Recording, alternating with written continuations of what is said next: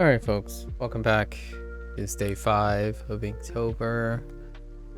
Today's prompt is binoculars. Well, it is certainly a fairly average thing to make. However, I have a twist on it, I suppose. Gives us the opportunity to pick whatever we want to draw in the prompt. I think we're gonna do something different today. Do like mixing it up. Today I think we're gonna do like a pencil thing. Maybe practice our volume. See how that turns out.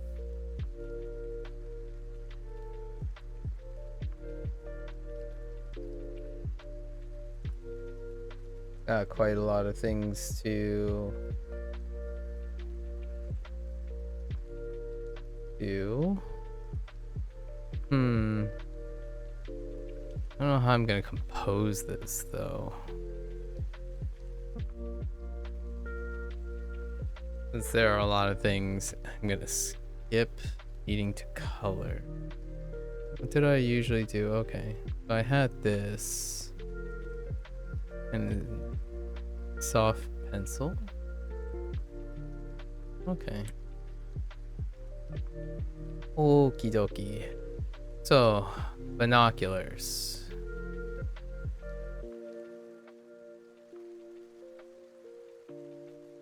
I don't really want to draw circles, but we might as well work on our circle game.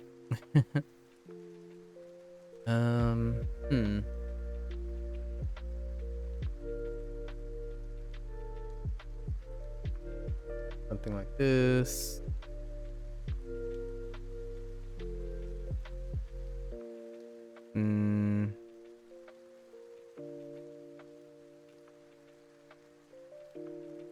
Not good enough. Yeah, that's more good enough.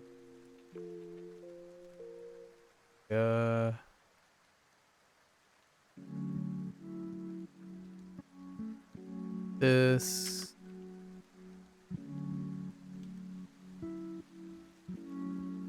Attach it.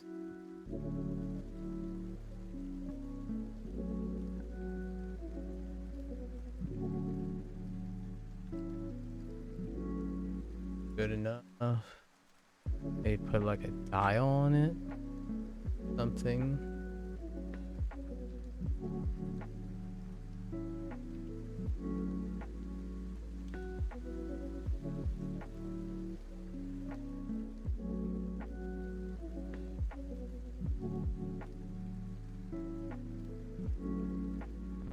Well, we're done. Those are the binoculars.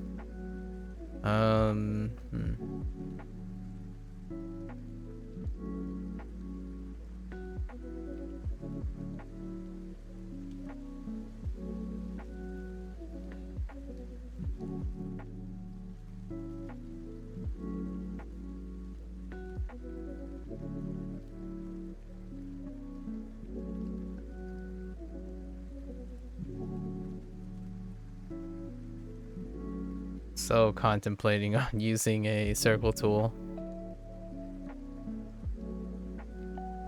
Ah, yeah, we gotta use a circle tool. Not today, not today. Yeah, that's fine.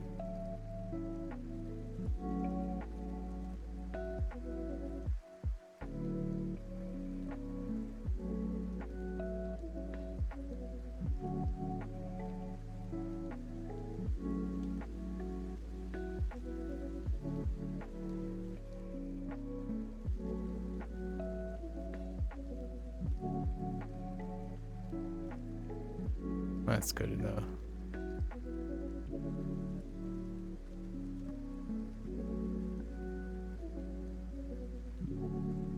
Well, I tried. Actually, I didn't really try that hard. Okay. They're like up here.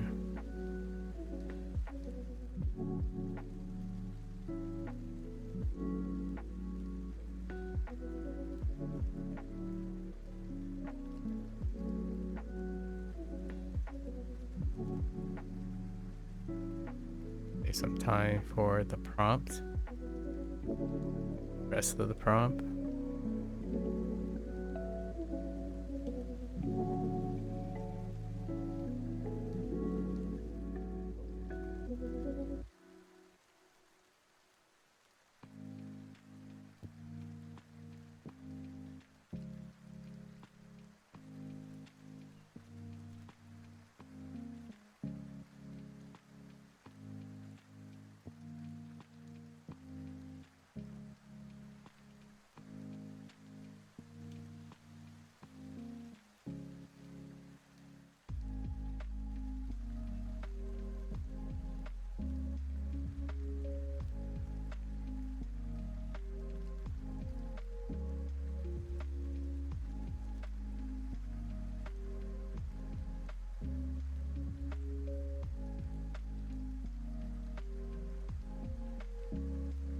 I don't know what these things are. Just stacking. Alright.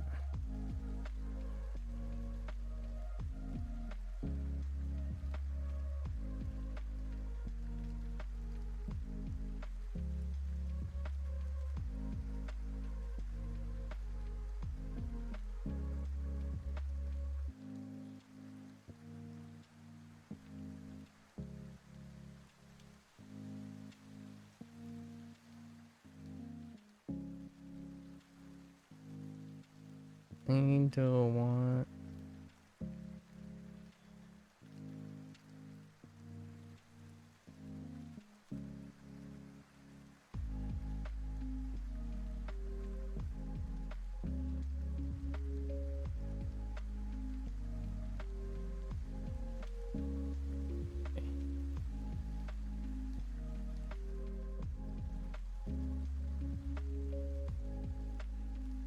Yeah, it's good enough.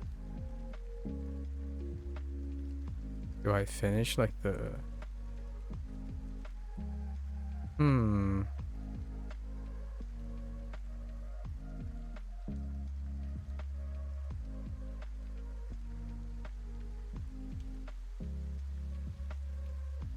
Hmm. Yeah.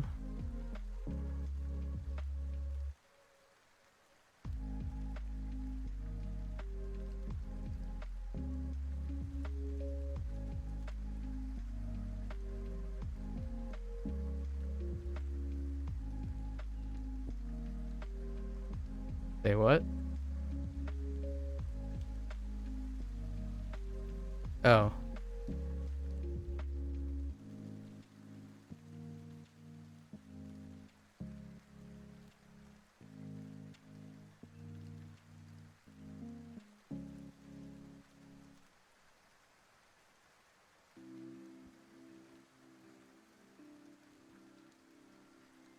That's not how... That's not what I wanted to do.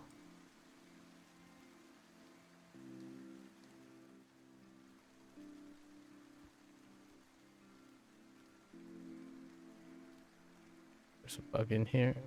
Please leave me alone, bug.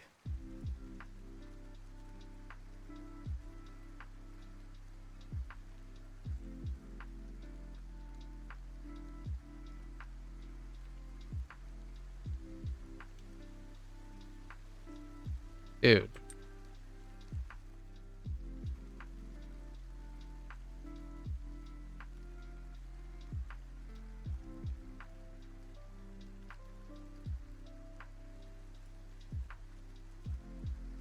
Alright. I guess we're just gonna do it this way then.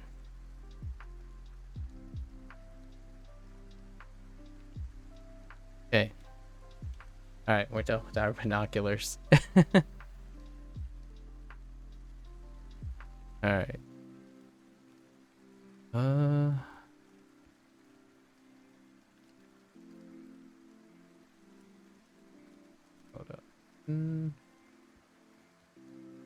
Might as well add the rest.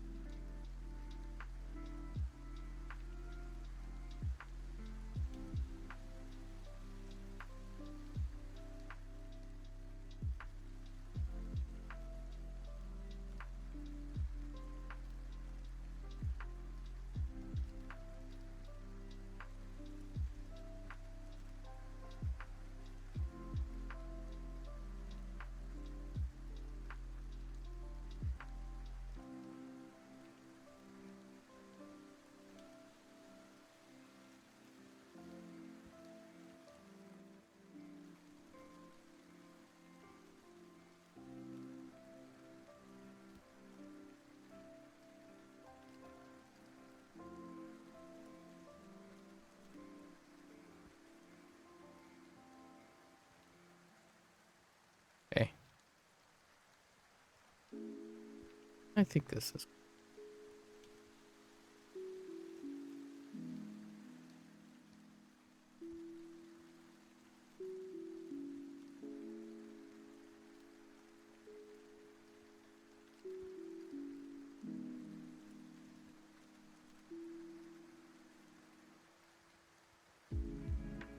Oh, there's Sub-Zero.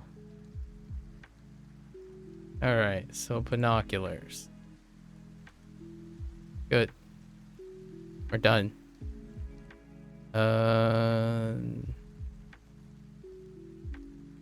Alright.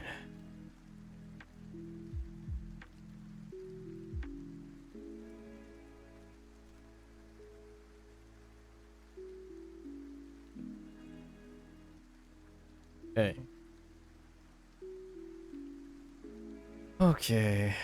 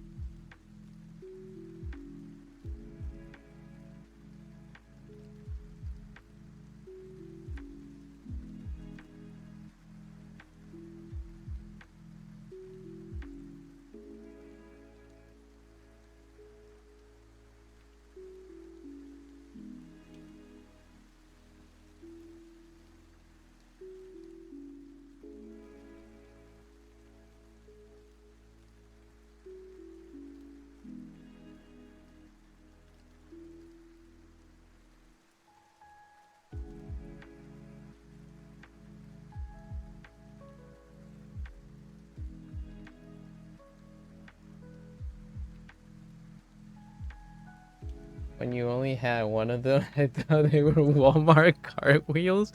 What the heck? Wait, let me think about. Hold up.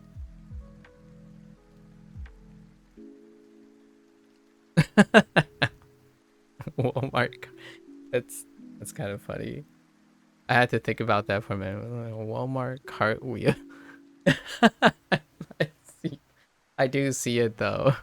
Like if you put like a little handle, you put like a handle and a guard, or or maybe like a little guard on the side. It's a side profile of the cartwheels. I got that. That's hilarious. What an imagination. Awfully specific too. What the heck? Walmart cartwheels.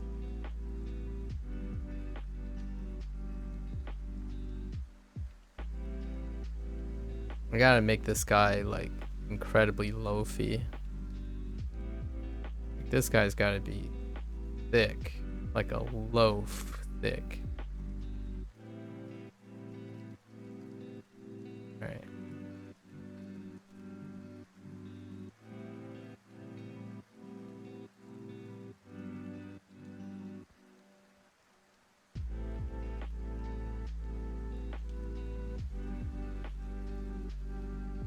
Okay.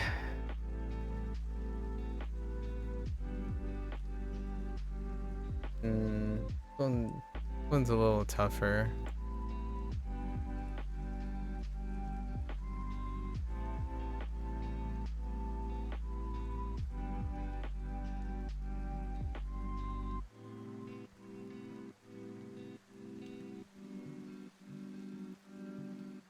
Have you ever tried drawing one of those infinite zoom in and there's another? I have. Or no, I have thought about it.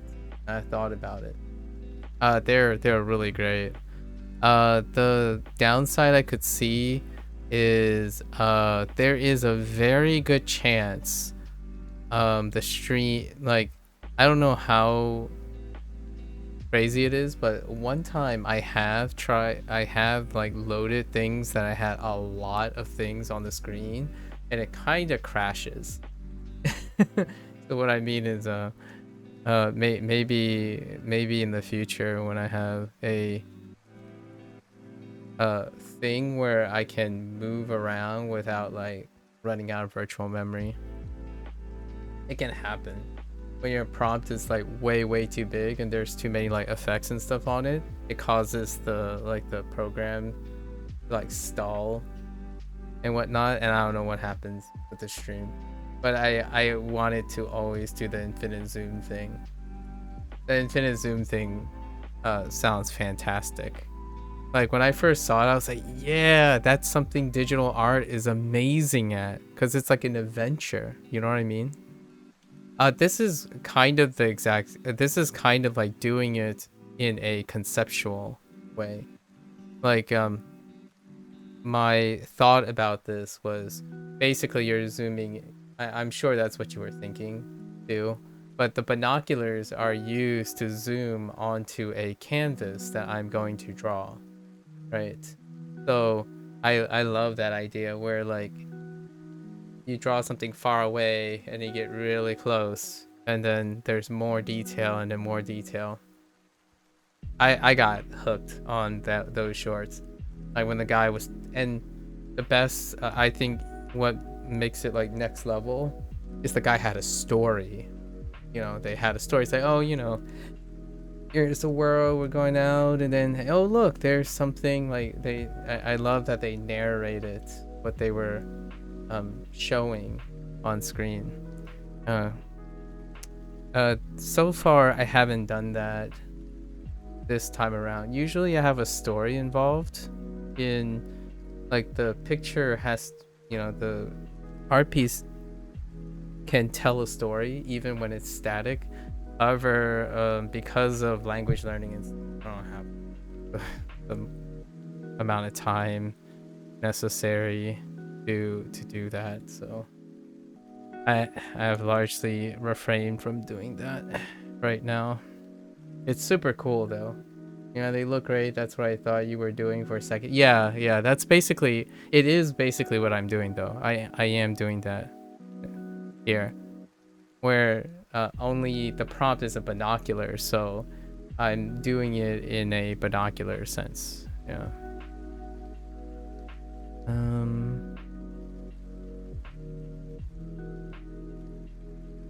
Again, my goal is to incorporate something Japanese and something Chinese in every prompt. So pickings are a little bit slim.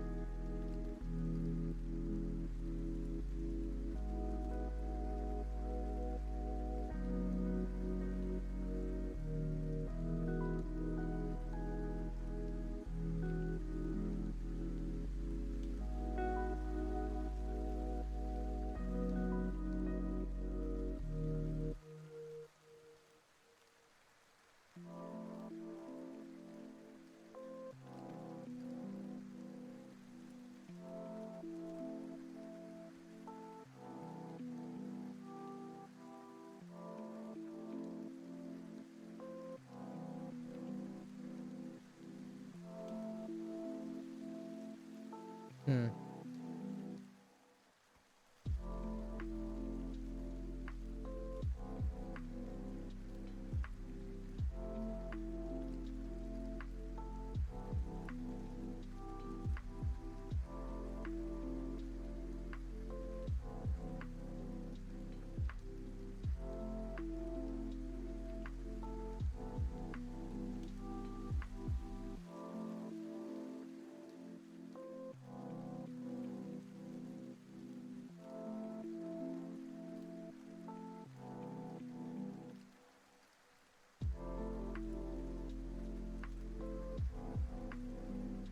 All right.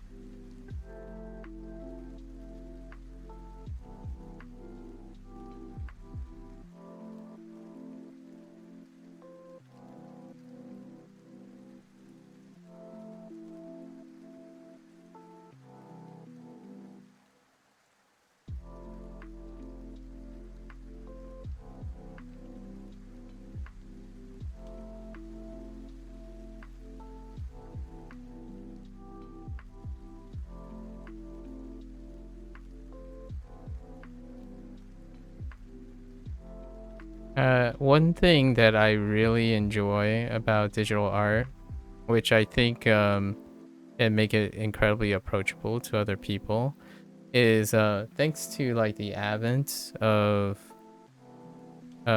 tools like built-in built-in tools like Liquify, for example. Um, you can use your intuition with your eyes to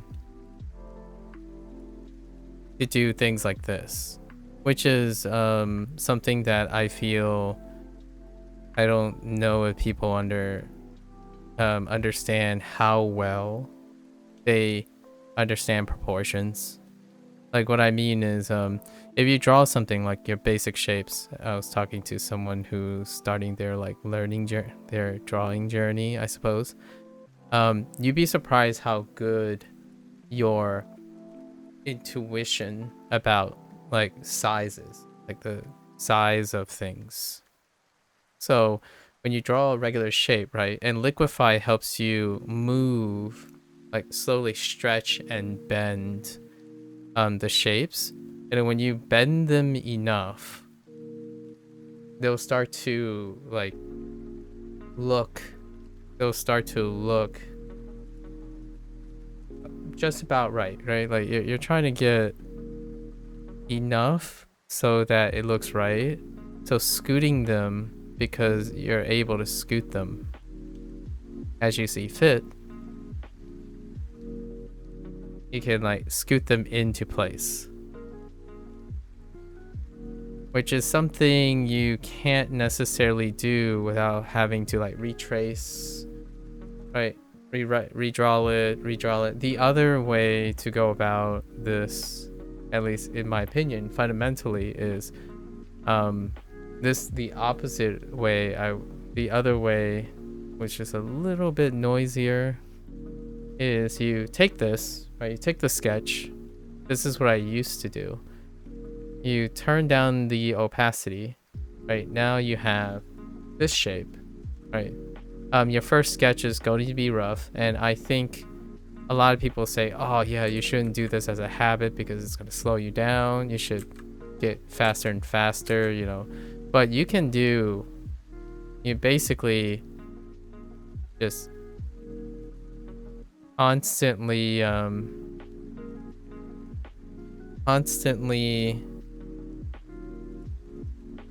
do a lot of nebulous, like fill it out, right?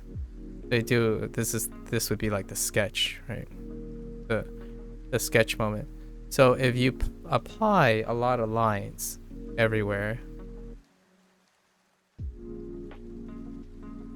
and thanks to digital art, it can be very big. If you apply liberally, like go about doing this constantly over and over again, And it can be super messy, like super, super messy. This is how I typically encourage people to start. Super, super messy. Your eyes will find the line, as in like the line that you want to use. Your eyes will find it. So what happens then is you reduce it and now draw the line that you think looks good.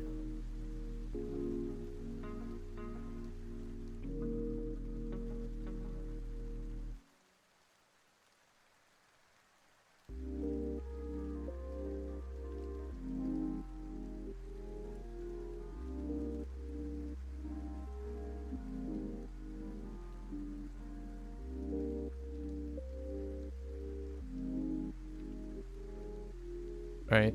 So that's one way. The other way is what I'm doing now, which is to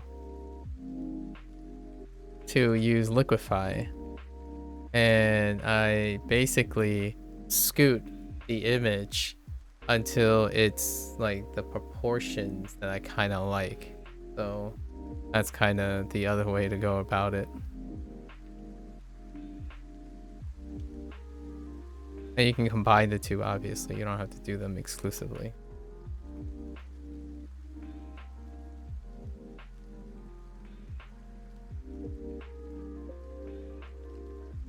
I kind of want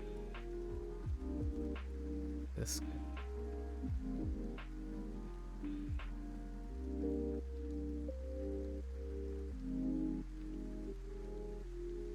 So it's going to be a main.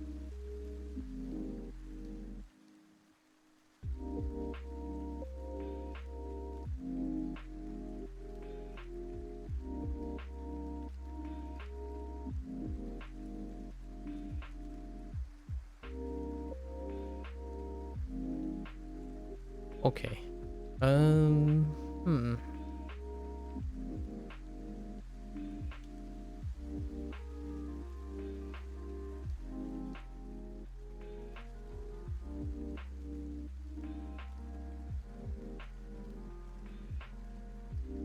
If they're on the same plane, then one is definitely going to be bigger than the other. Yeah.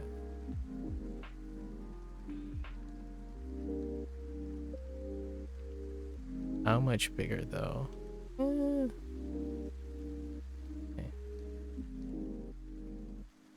Okay. Crazy. I was crazy once. They put me in a room, a rubber room, circles and squares and shapes make me crazy. Is that a quote from something? Kind of sounds like a quote from something. All right. There's also 32.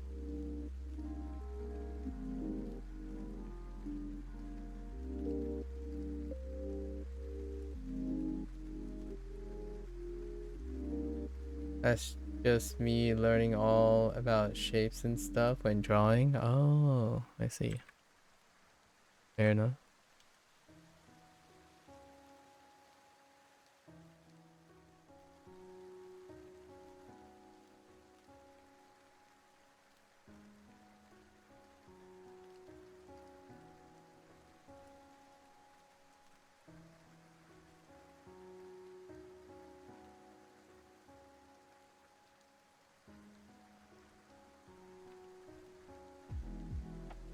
Hmm.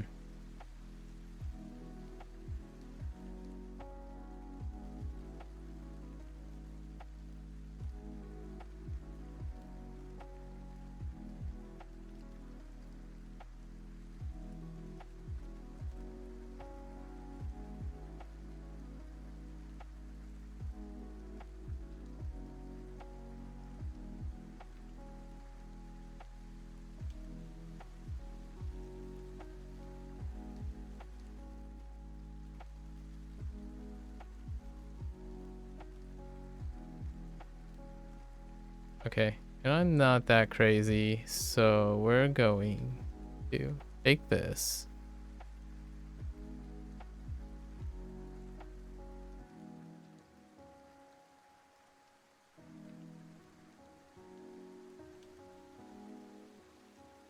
Uh,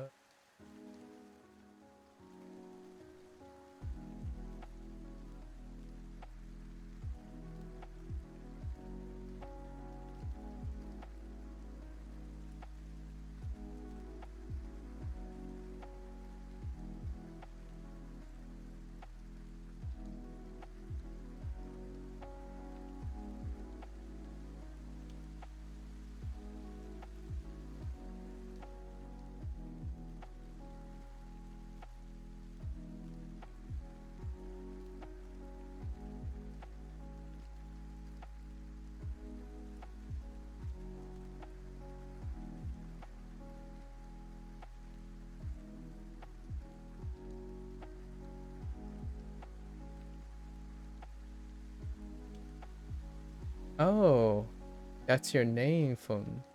I didn't realize that's your name. uh, no worries. I thought it was a coincidence, but it wasn't. Not a coincidence.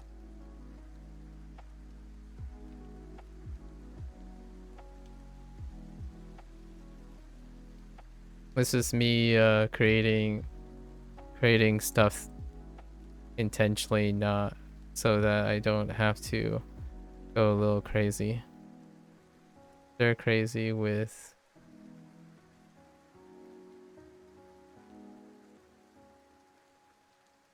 yeah, I think we're good. We only need two layers, right? Yeah. Let me do another. Add a little bit. Oops. Let's complete the side too.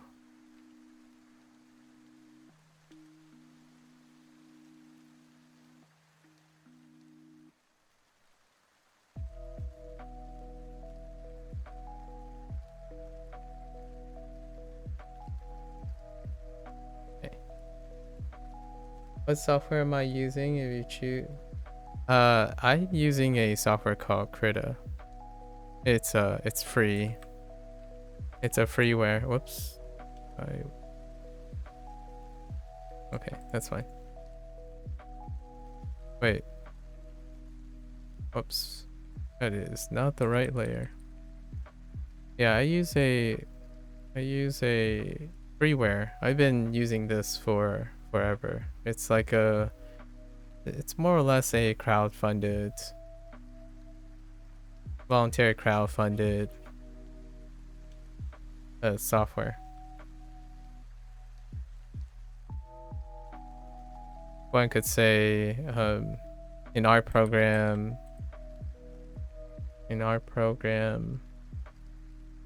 funded by interested artists and made by artists, I suppose.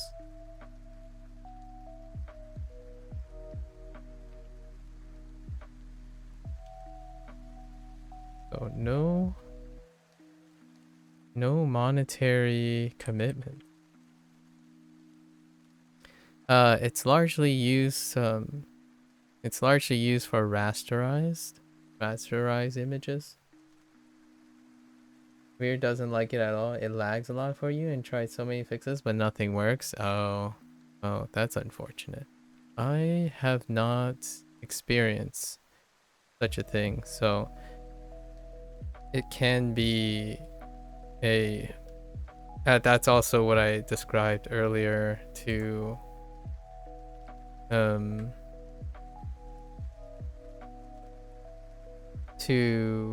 Sub-Zero about the infinite zoom thing.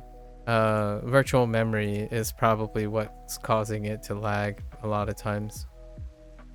As in, like, many of these bigger programs require a lot of virtual memory. Yeah, Clip Studio Paint. Yeah, that's useful too. It's restrictive though, Clip Studio Paint, and it costs money. Yep. You get what you pay for, obviously. Um,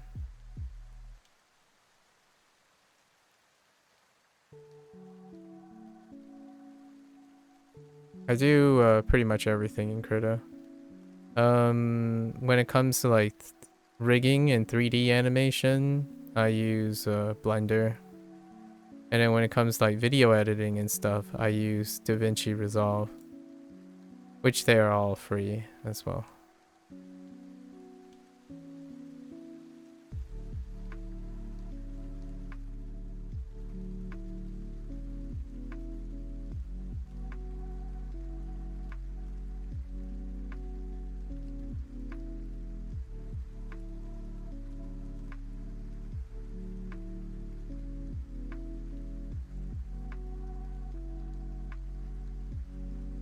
Hmm.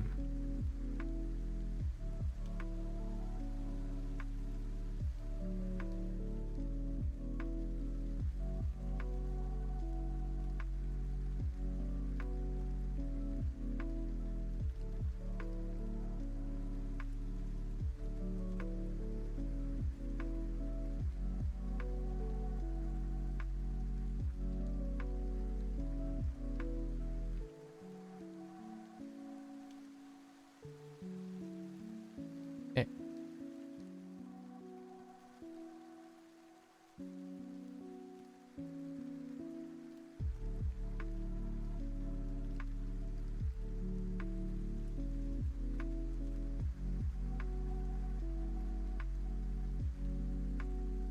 Yeah, you did the 30-day trial. Oh, yeah, perfect for Inktober. Nice. Yeah. Okay.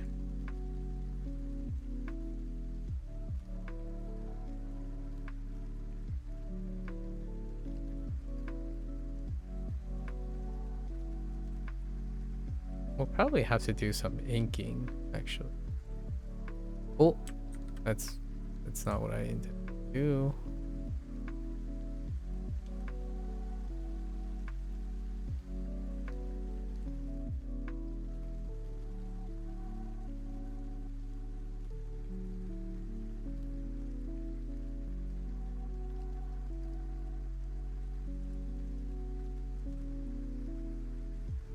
Add a little here.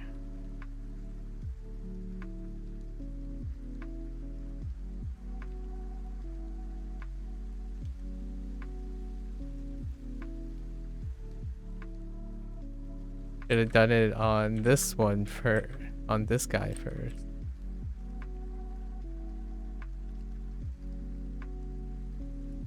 It's okay.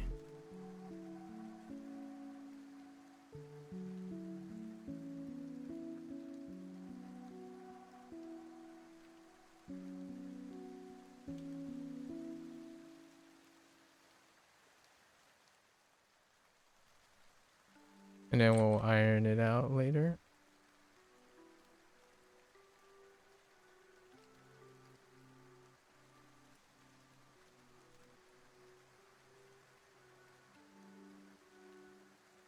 These are just rectangles.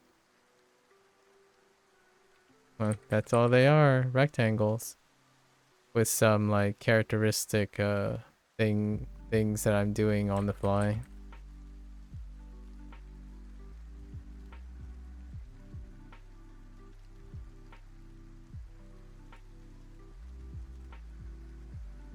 Just rectangle. Hey. Now, so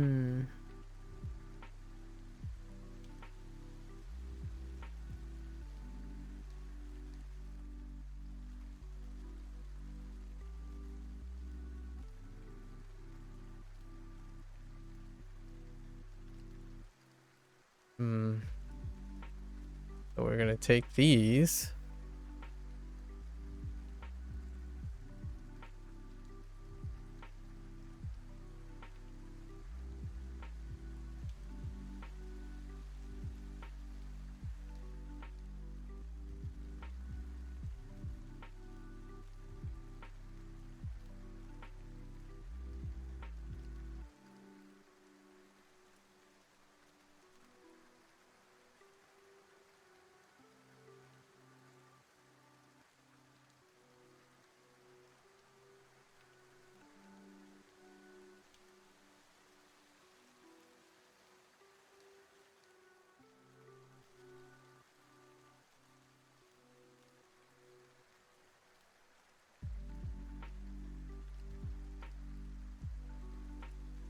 Hmm, bigger is it going to be?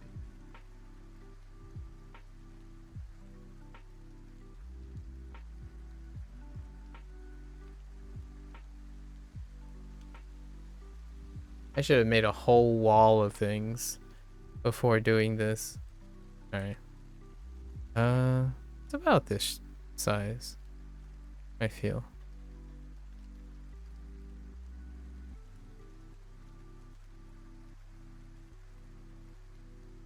Okay.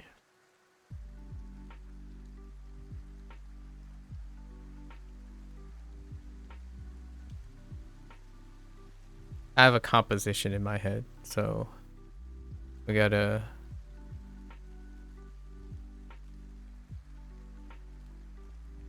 finish the composition first. Or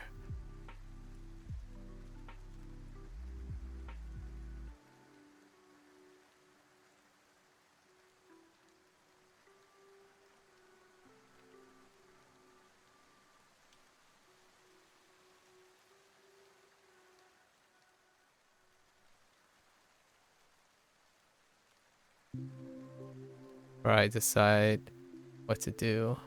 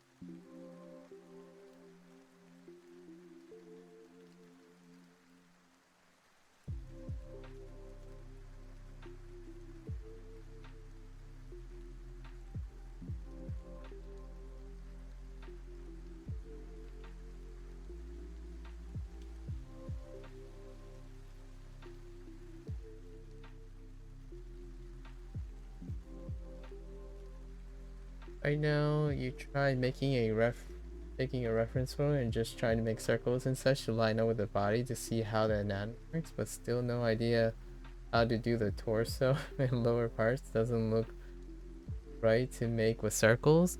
Uh, it would be kind of tough to make it with just circles. Squares, rectangles or rhomboids are good. Even triangles.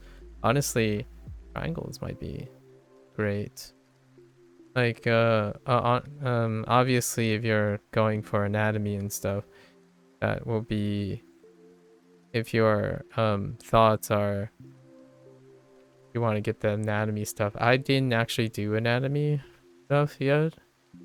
Um, however, primitive shapes would be like, in my opinion, some people say some people do like this type of thing where, right, and then that kind of thing, or maybe like even a triangle, elbow, arm, hand, right, that kind of thing. You're probably gonna need some squares. I didn't do any anatomy stuff, so I can't really comment on that. Can't really comment on that. You are doing the You're doing your due diligence on starting with fundamentals, which I have no fundamentals.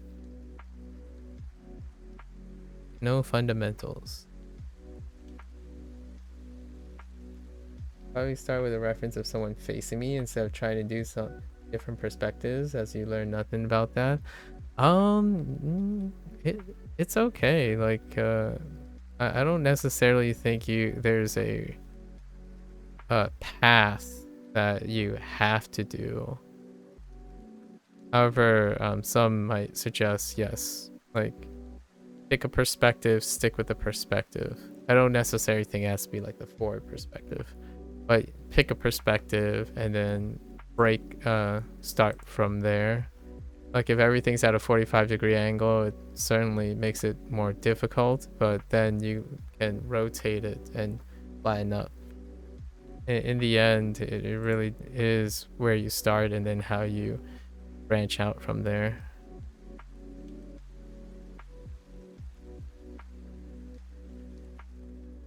It's starting to sound like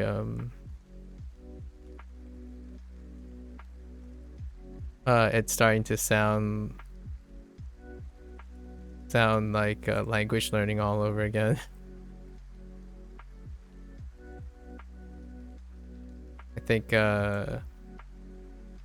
definitely live in a world where there's a startling habit of thinking there might be an ideal place to start and a less ideal place. It's all good. I think my comp is going to include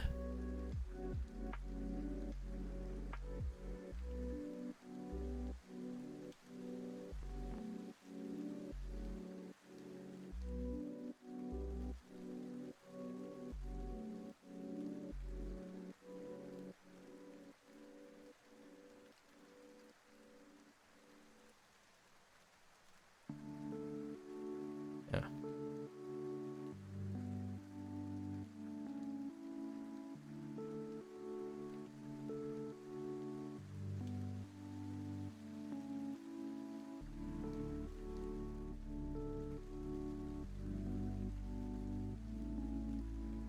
Maybe even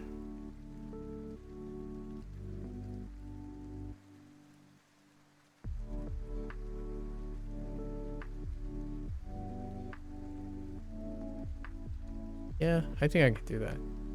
So how I'm gonna do this part is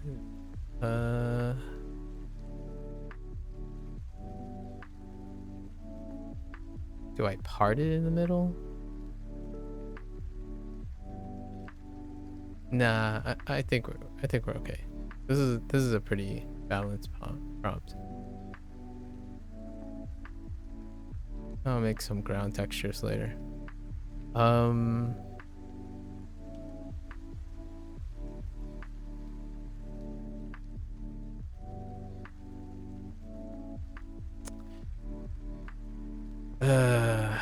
Yeah. Well, the most important thing is to have fun, I think. Like language learning. Without almost any break. Think speaks for itself. It's fun to see yourself learn new skills and look back at some you've improved. Yeah. Yeah. Skills in general.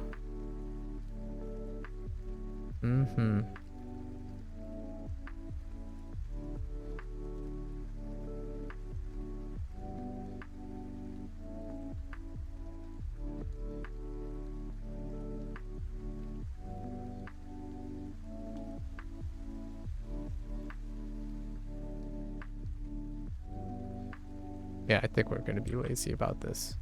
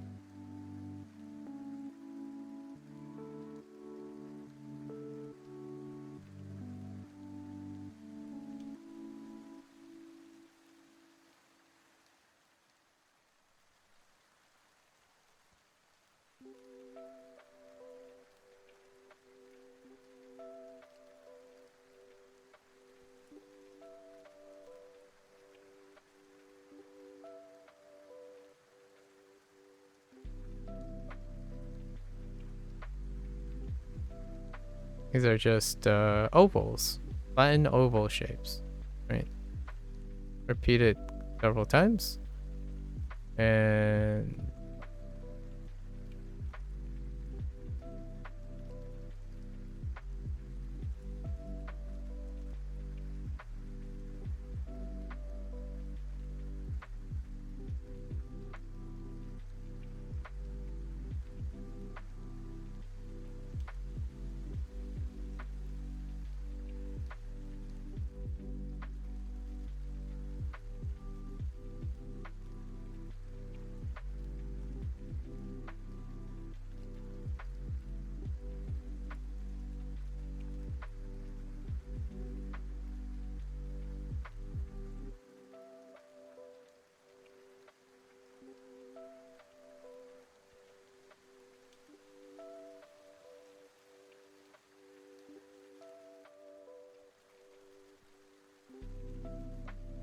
hmm.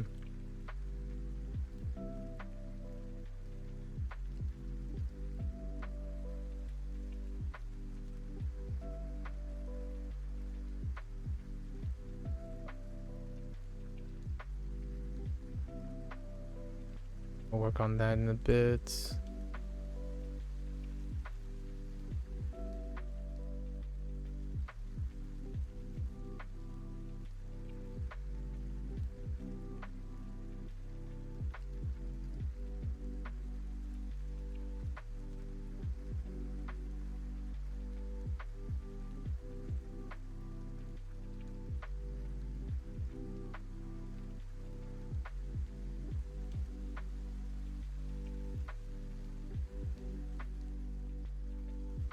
You'll be lurking, you need some food.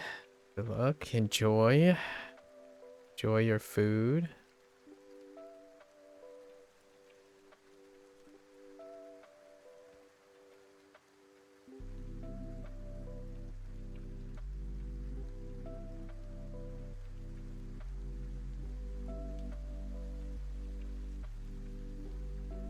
Oh.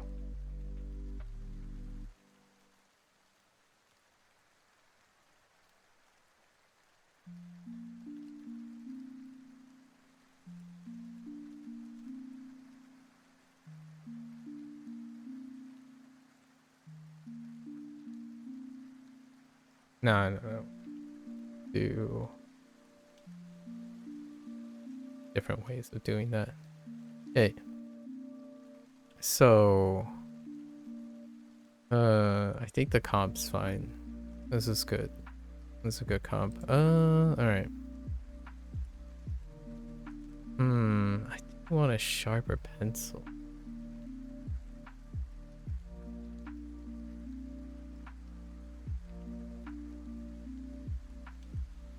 You have a sharper pencil.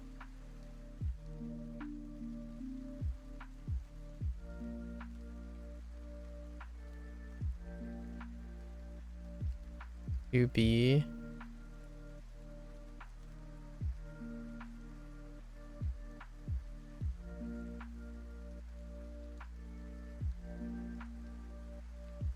How sharp is it?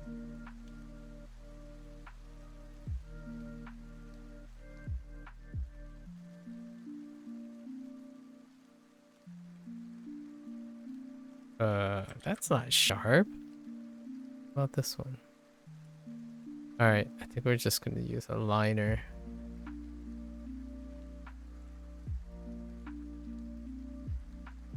How sharp is this? Okay, we're gonna use a liner. Do I have a liner? I do have a liner. Okay.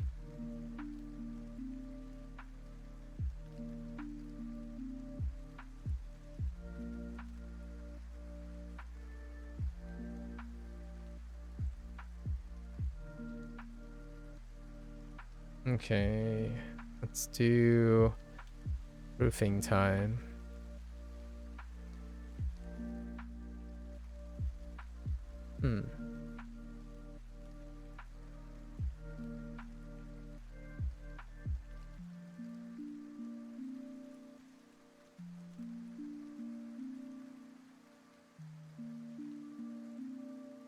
Or I suppose I could go about it this way. Yeah, why not? Let's go about it that way.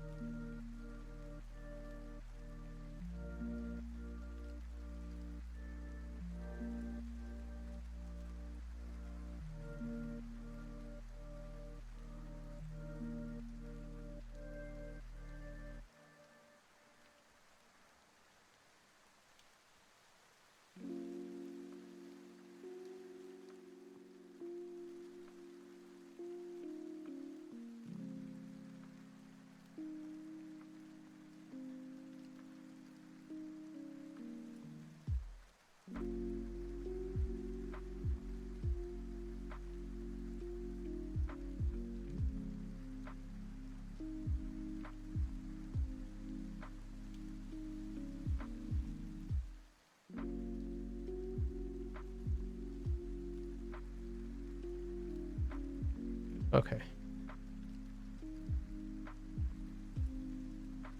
So try it.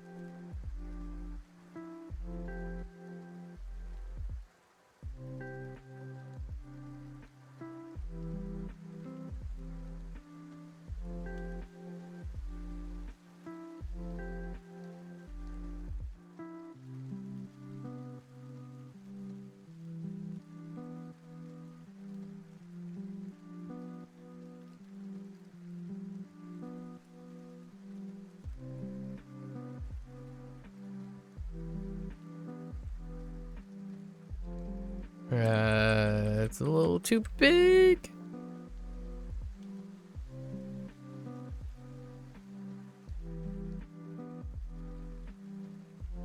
Try that again.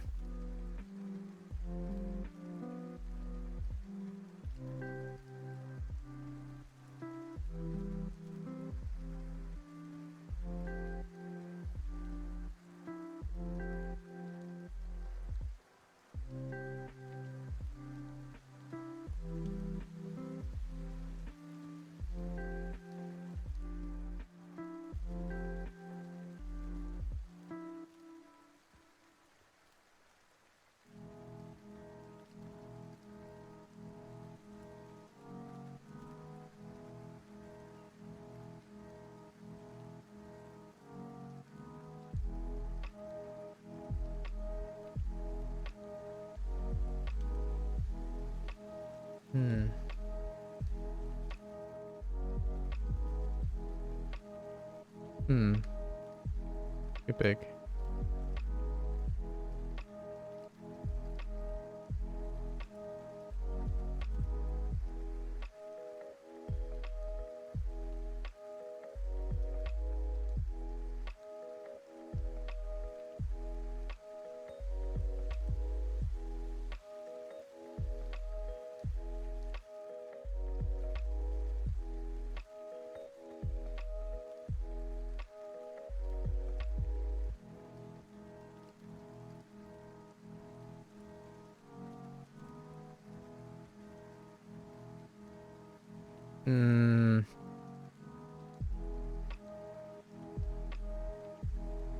Maybe I'll wait on that.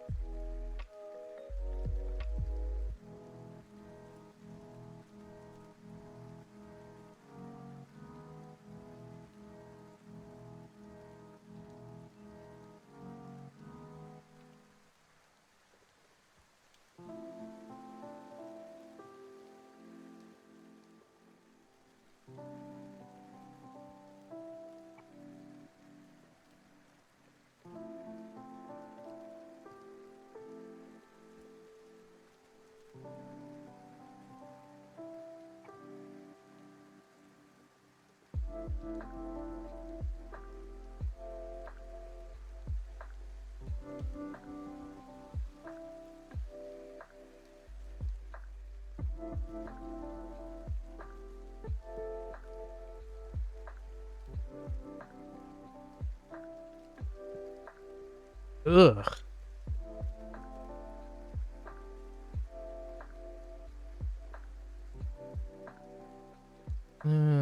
It's okay. Kind of hoping to make it a little chunkier, but okay.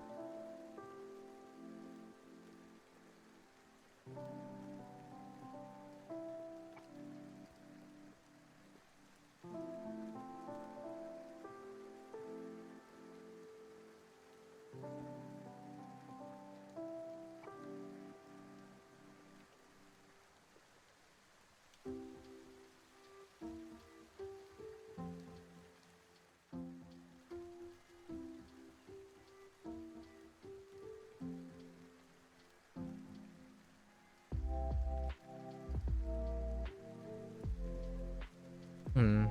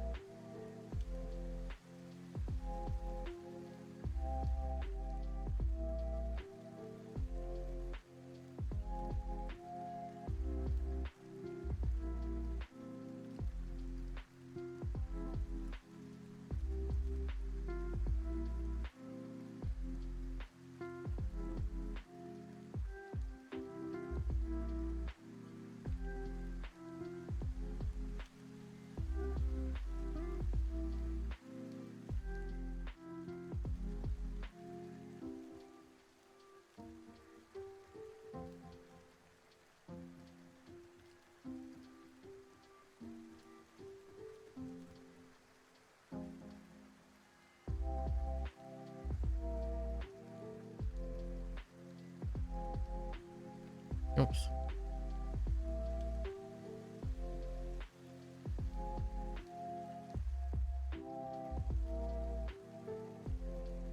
Ah.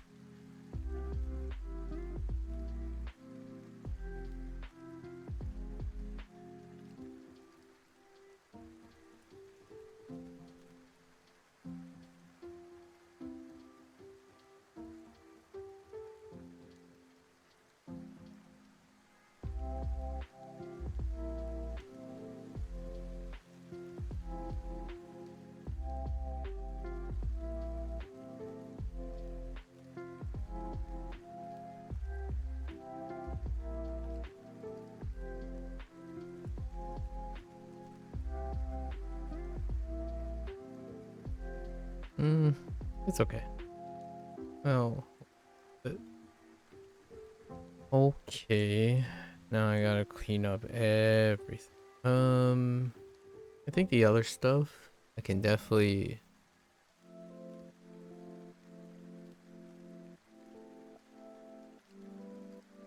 All right. Let's work on the other. Did an hour and 20. Close to an hour and 20. Uh.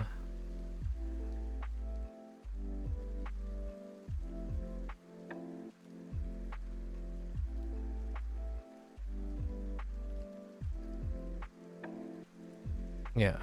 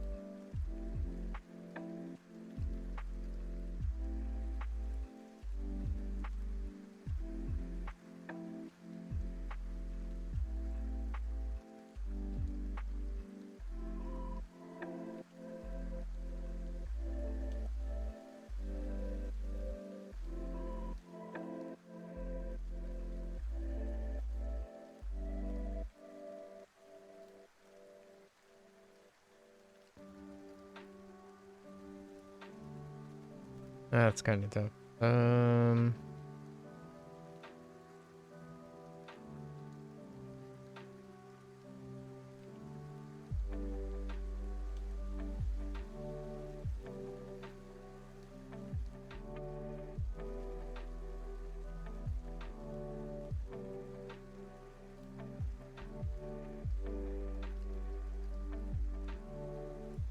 No.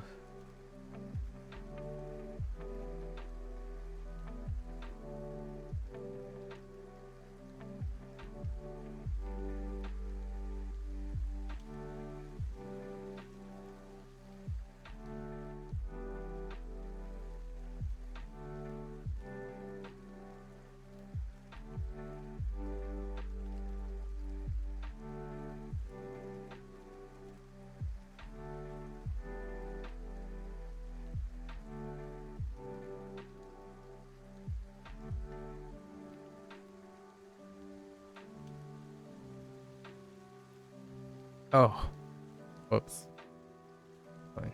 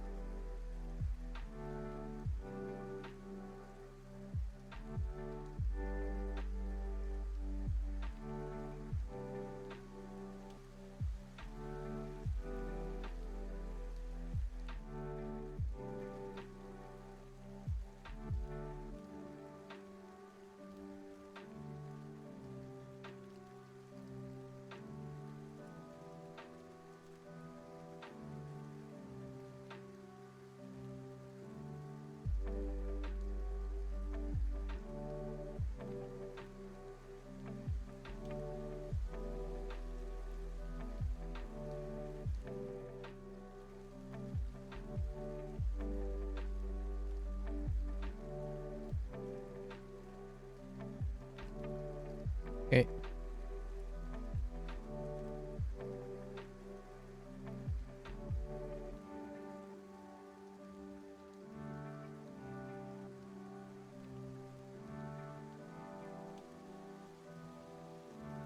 And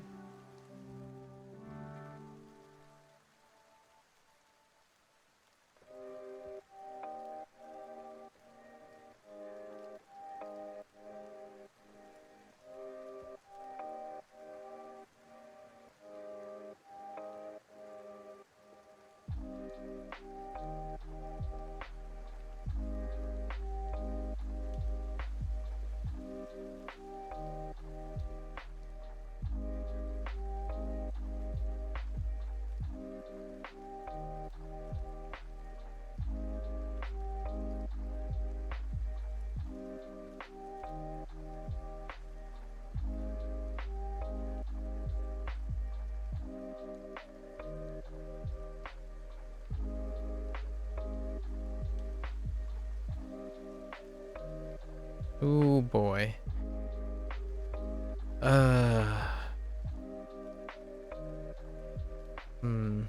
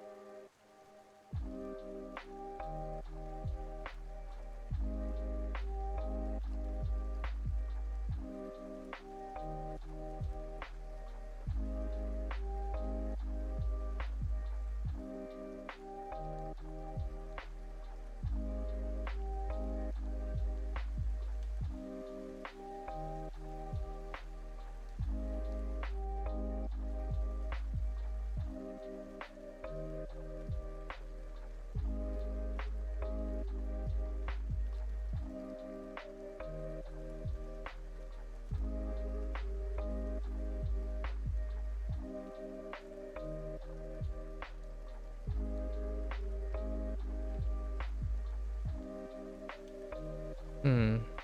Uh.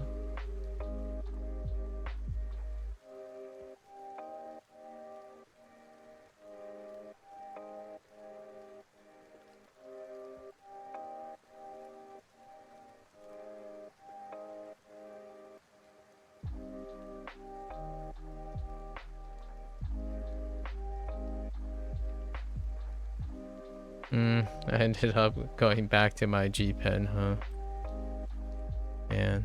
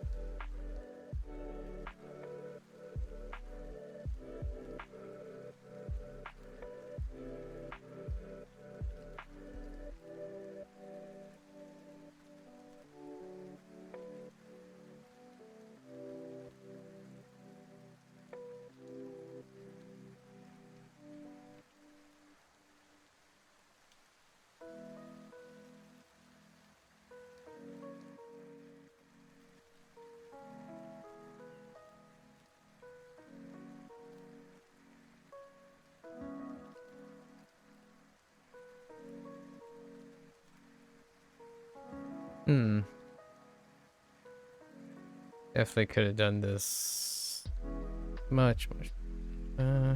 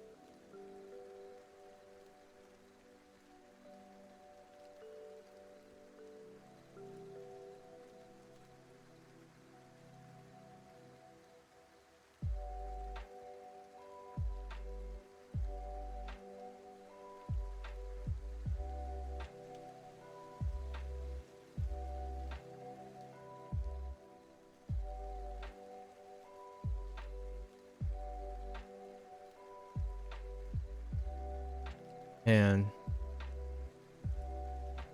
I don't know.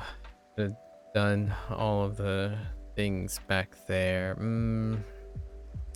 Yeah, I guess as well. Delete these.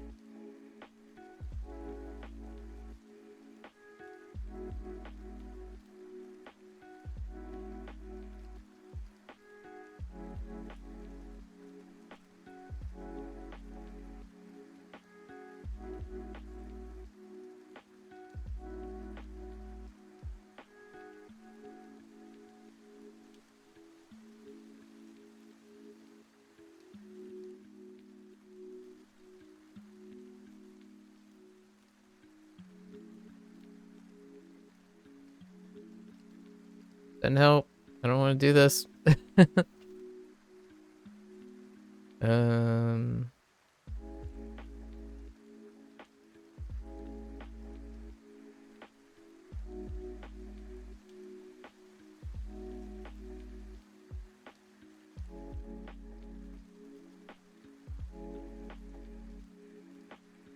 Uh,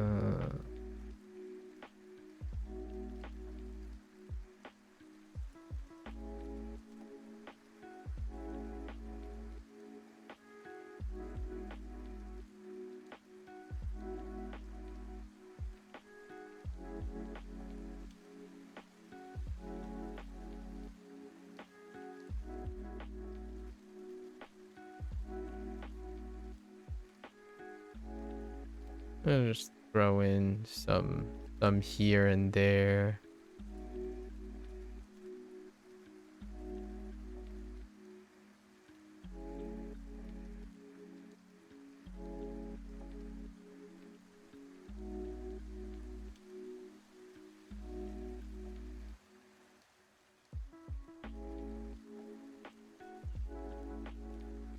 Ah, I could have went about this very differently. Very, very differently.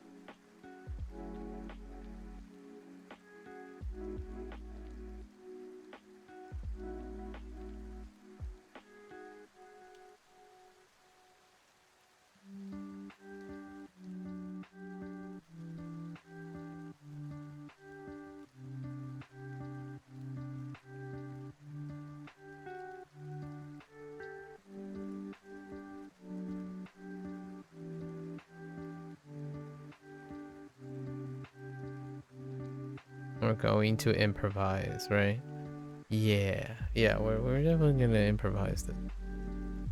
Um, hmm.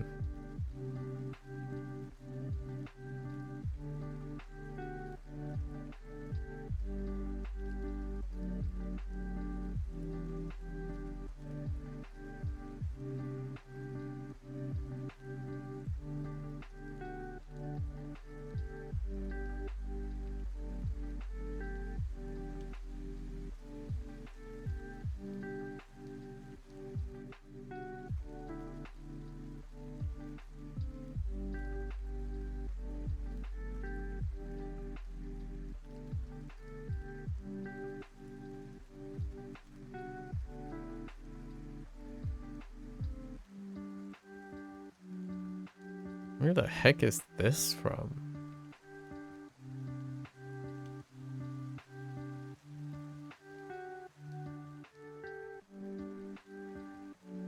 The heck?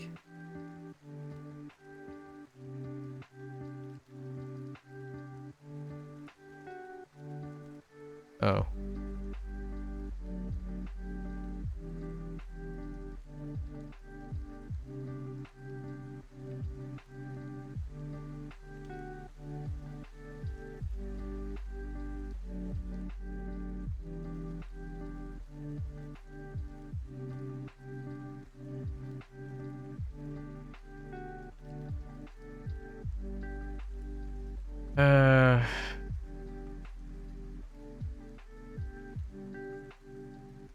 Man.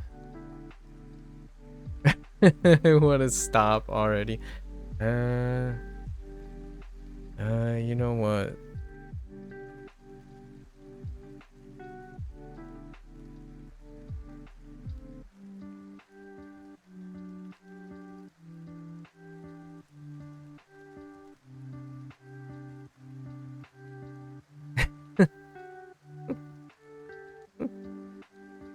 Alright.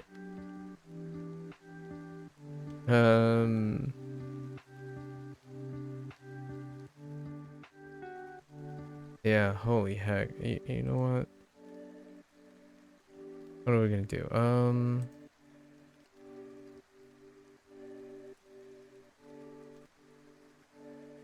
Alright.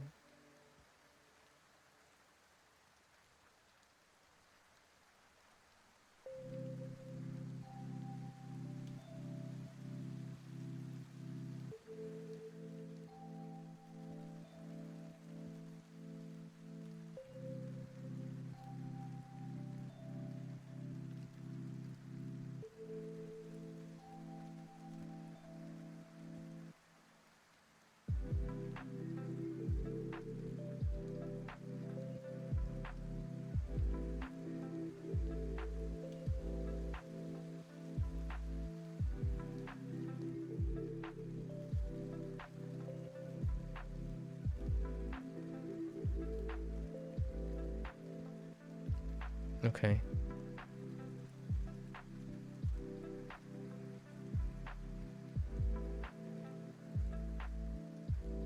Sure. Sure. Okay.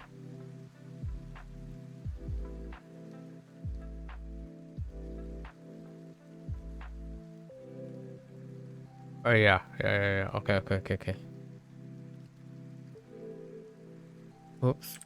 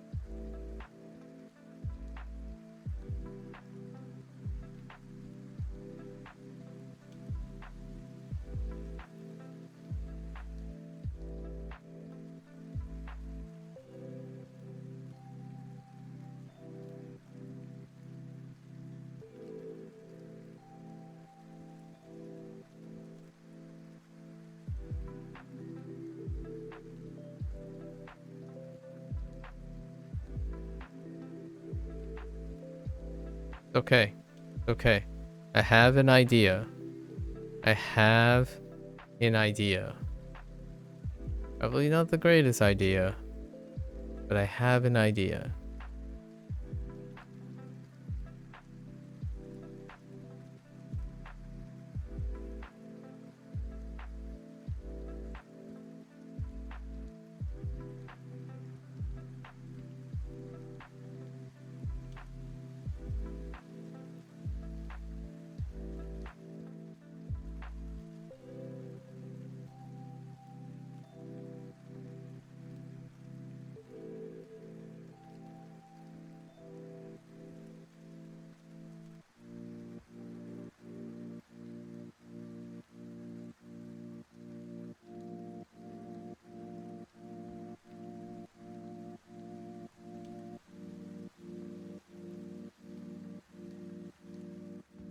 I think.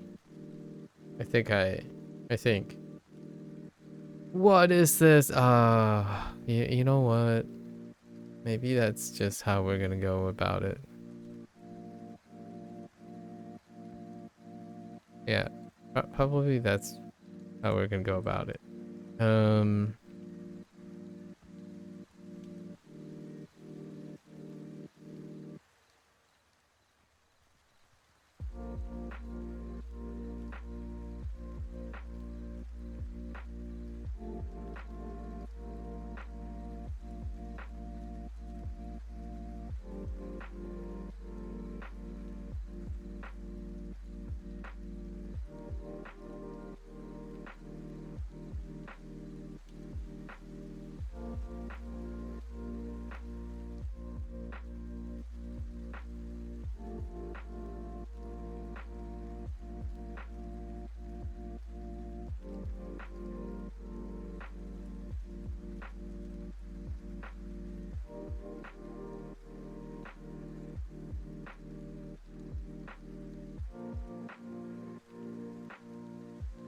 Fine.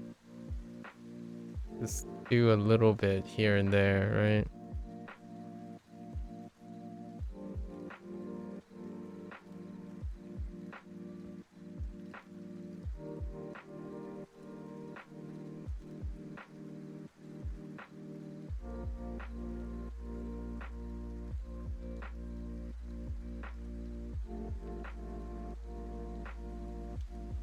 I really didn't think this through.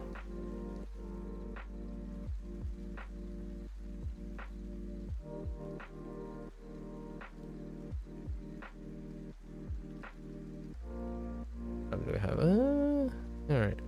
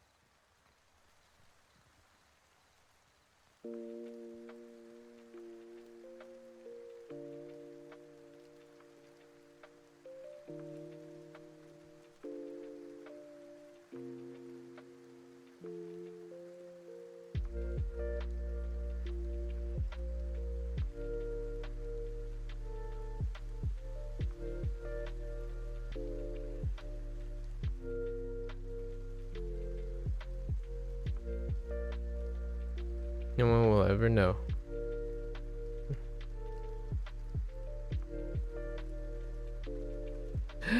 Why? Okay, it's fine.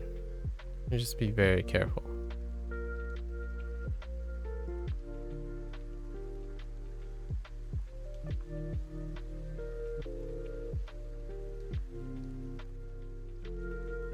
Fine. It's good enough for some dimension.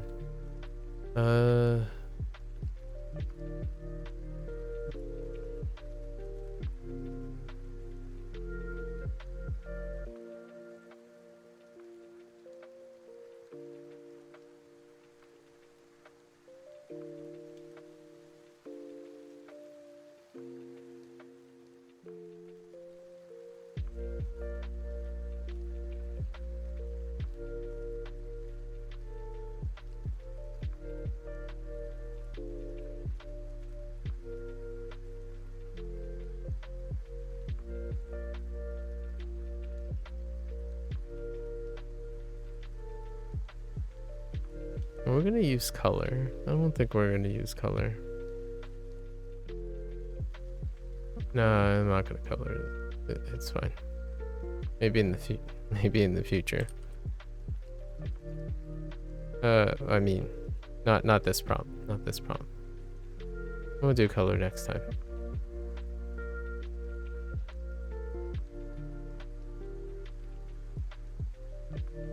Okay,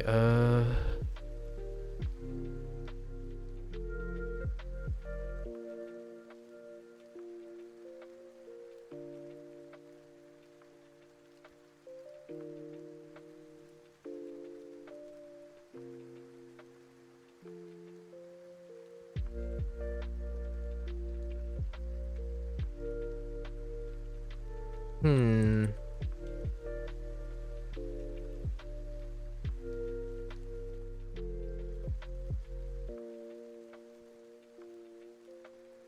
Okay. Let's do. Okay. I don't know where this is. Whoops. We're just gonna do. Okay.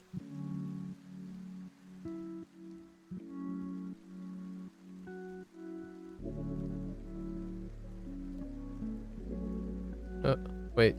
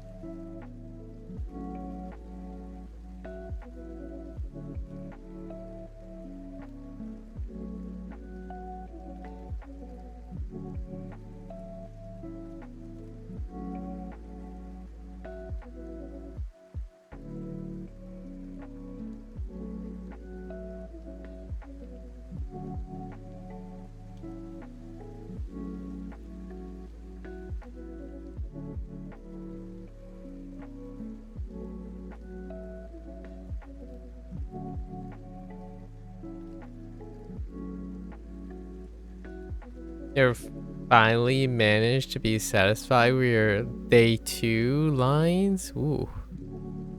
I can't wait to see that.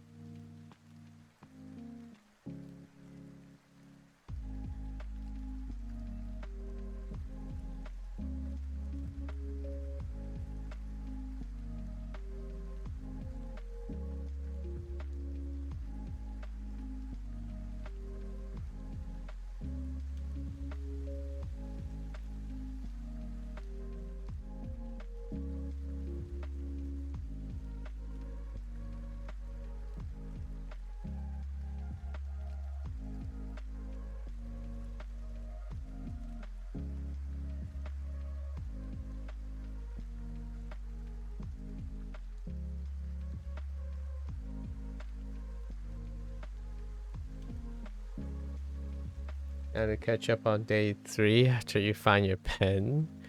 Keep up the great. Keep up the work. No.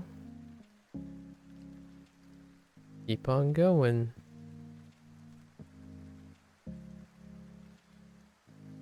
Yeah, at the moment I am coping with this piece pretty hard right now.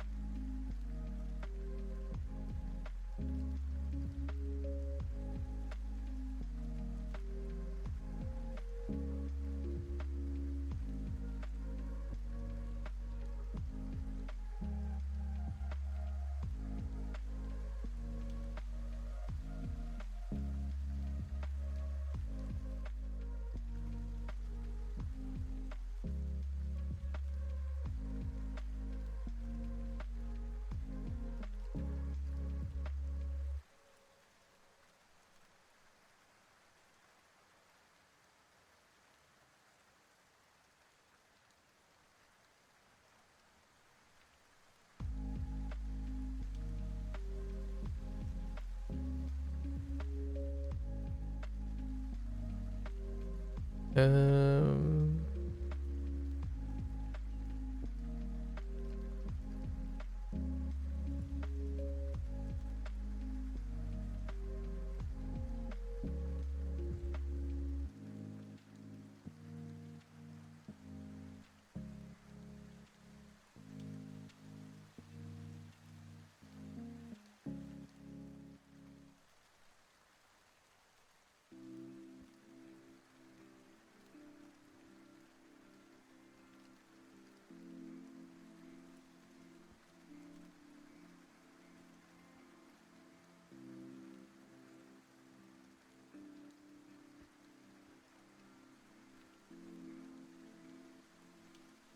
You've got an idea for day 3's prompt at least. Ideas are great. Definitely a great place to start. Having ideas definitely alleviates a lot of the problem. I am substituting coloring for this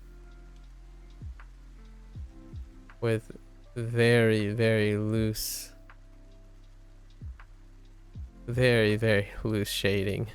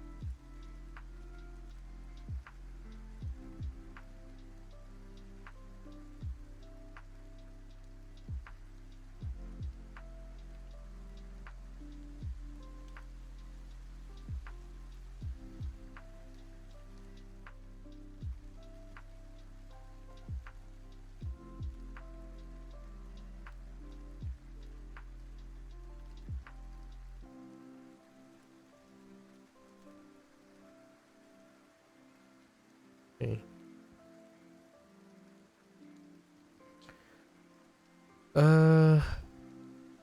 Okay.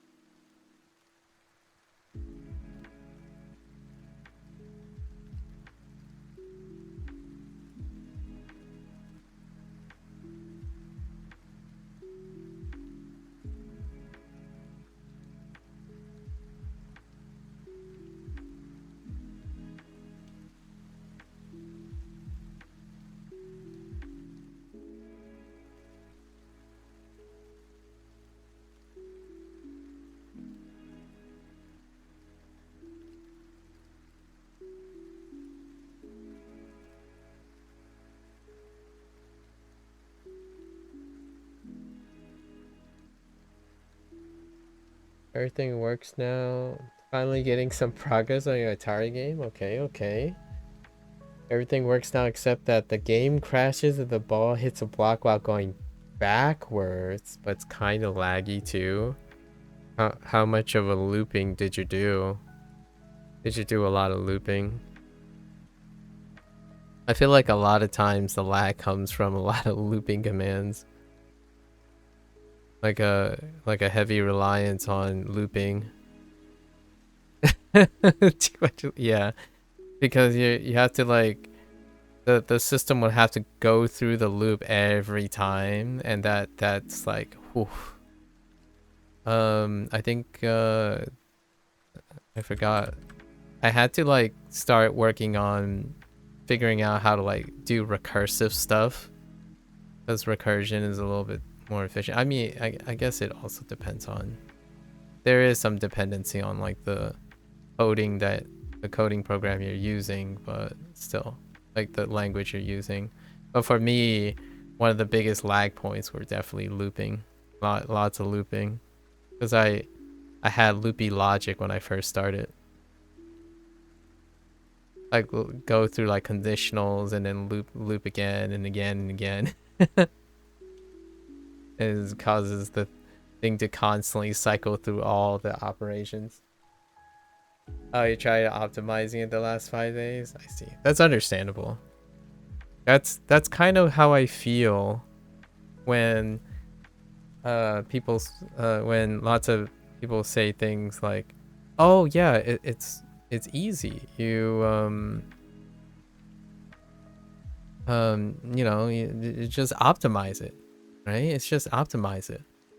And then you start thinking about like how complicated the games are already. It's like, you what, mate? You want me to optimize this? Especially when here's like one of the catches, right? A lot of times people do this almost inconceivable comparison of saying, oh yeah, it's easy, like AAA titles should be easier to optimize because there are more people working on it than an indie game, right? Like an indie game, think like, oh yeah, indie games, they're why can't, like, where all the money go, right? You have so many people working on a game and it's not as optimized as an indie game made by like 3 people. It's like, that is exactly why it's difficult to optimize. You have more than one person, and the bigger the project, the more nightmarish the optimization is. Unless, I mean, you know, some AAA titles have some superstars who handle everything. That'd be a little insane.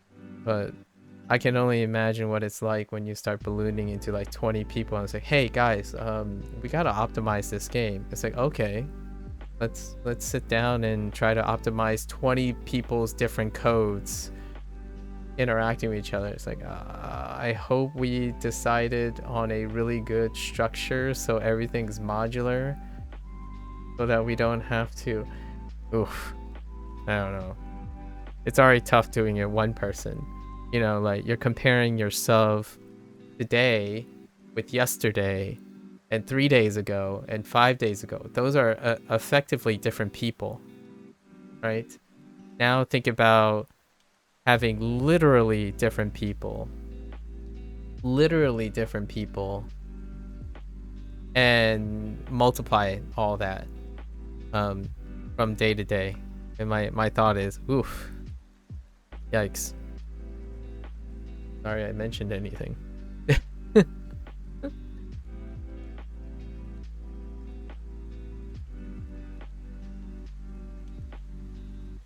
Man, I'm not really satisfied with how my little panda guy turned out, but all right. Okay, I guess.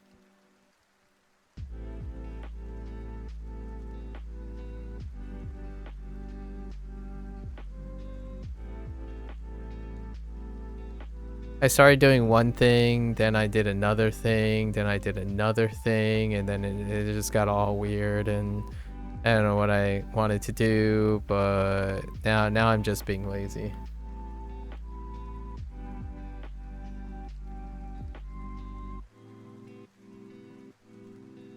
Like basically this is what happens when I don't finish my line work and whatnot, and just go to the reward part.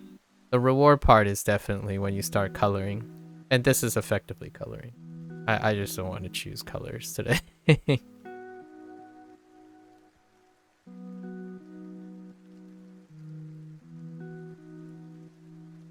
Oh. Well, that's something I forgot.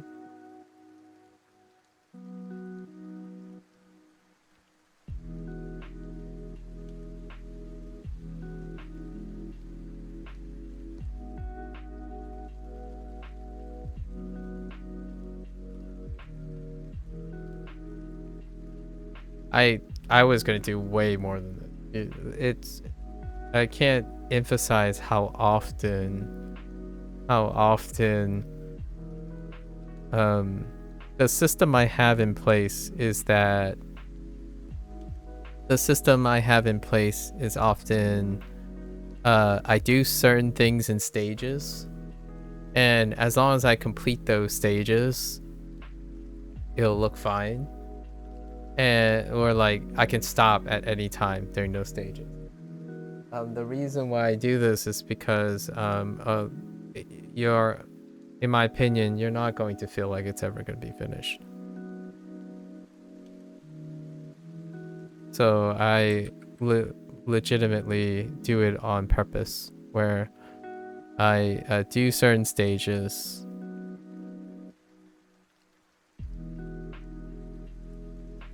and call it a day.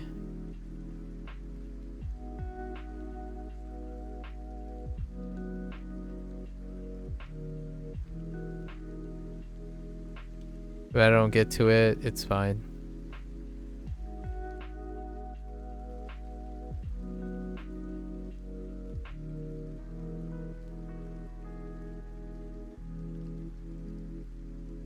Obviously, these aren't meant to be completed. I don't think I have a piece that I've ever completed because of Inktober. The idea is to do an experiment as much as you can. I like language learning. I find myself saying that over and over again. So maybe one day, perhaps someone will give me maybe someone will give me an incentive, like a strong incentive to actually complete a piece, or like to do what it's like to like work on a piece for a very long time. But I don't think I've worked on a piece for more than the day's worth of time. And we're talking about like going from conception to a product that like I mustered everything I possibly can with the advent of time. I mean, I'm already pretty slow. In general. However, remember, like, I want to emphasize what I said about learning, right?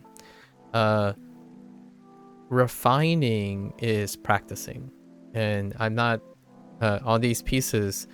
There's quite a lot of practicing lately, and I tend to try to stray away from as much as I can from practicing, because since I'm doing this on a hobby basis, I'm more using it for a learning experience. So doing things that I already know how to do, like how I've been exposed, right? It's exposed theory. I don't necessarily know how to do it like well per se. But the idea is the culmination of all the things I know how to do to some extent is what brings the piece together, not necessarily. You pretty much get diminished return after a certain amount of time if you're using a specific technique or reform, and that's totally understandable for those who want to master something. My enthusiasm is not necessarily about the mastery. I think my limited, in the grand scheme of things, how much time I spent, literally how much time I spent overall on doing artwork is disproportionate to the results I get largely because I'm still farming, or like I'm still learning in a deep end, as opposed to working on tweaking what many experienced artists would know as the astronomical fine line between like super good and excellence, right? Because this is pretty much a combination of many amateurish takes on techniques to get by, right?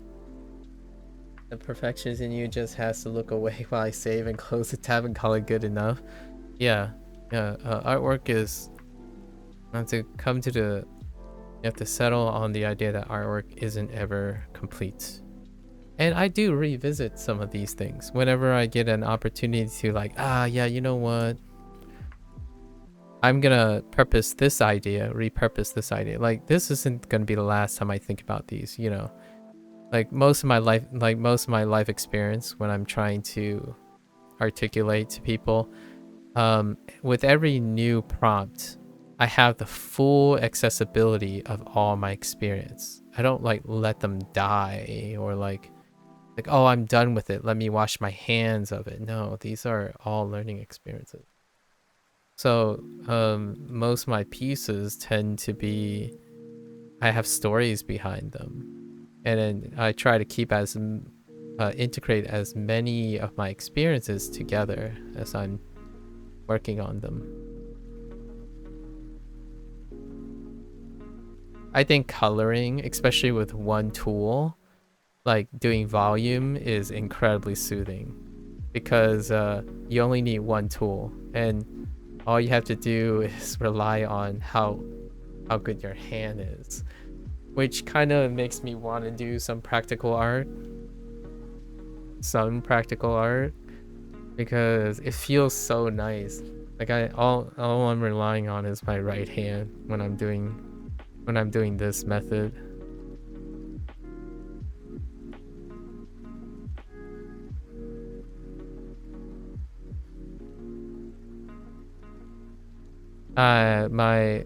The cheat that or quote unquote, the time saving thing that I'm doing right now is I combined, since I'm too lazy to, well, not too lazy, but I don't think I have enough time to do such heavy line work, which I thought I did. I'm like, oh yeah, today I'm gonna be ambitious, I'm gonna do some heavy line work, and it turned into a disaster of too much line work.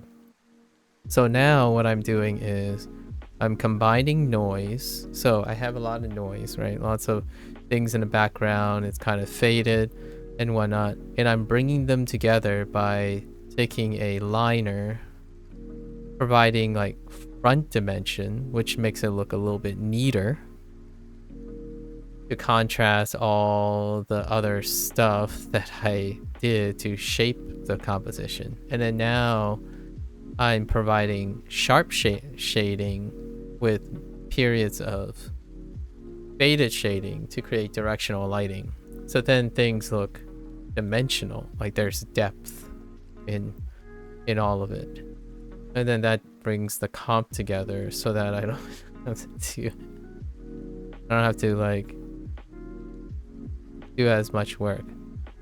Now the problem here is I still have to go back and try to make the guys have a little bit more dimension. Like the tree stuff, basically the faded stuff in the back is going to be used as, if you look close enough, it's going to look like there's something in the back. It's faded enough, obstructed enough to provide contrast with the foreground stuff. And that's kind of how I'm getting away with this at the moment. And whenever I use directional lighting, it's a crutch. Anytime it's a directional light, it means I didn't have enough time to do more than one light source.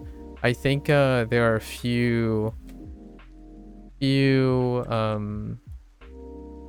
I want to say there are few instances where I did more than directional lighting. I did like 3 lights, ambient lights. So like so far every single prompt that I've done so far has no bounce lighting as well, or proximal lighting. Basically, if a red object is really close to a blue object, then if it's an ambient light, there's going to be some splash of the red object onto the blue object, and then the blue object should be bouncing some light off. So that kind of stuff is like, yikes, ain't got time for that in these things. So there are lots of techniques that I haven't used yet. And I call them techniques because, honestly, since I haven't done any, like, much like what Boone just said, Boone is like following, like lessons and stuff, and I haven't done any lessons. This is the immersion approach to things, so fundamentals are not here. Not here. It's all by way of feel. Honestly, I'm gonna say this conservatively. I think ever since like a young age, I've been given feedback and been, had enough feedback in my life to actually did consider a possibility, a career in some sort of like creative visual things like direction or like art design or something. There were those things. So I'm gonna say it conservatively in a way that I think I have some reasonable observational skills that lead to some leeway on being able to intuit art in a way. Like, what I mean is, I could consider myself I do have some talent when it comes to visual stuff, and I thought I could lean into it as a career choice, but that didn't happen. Like, most of this artwork is me filling it out. I just fill out most of this stuff since I didn't take lessons or anything like that.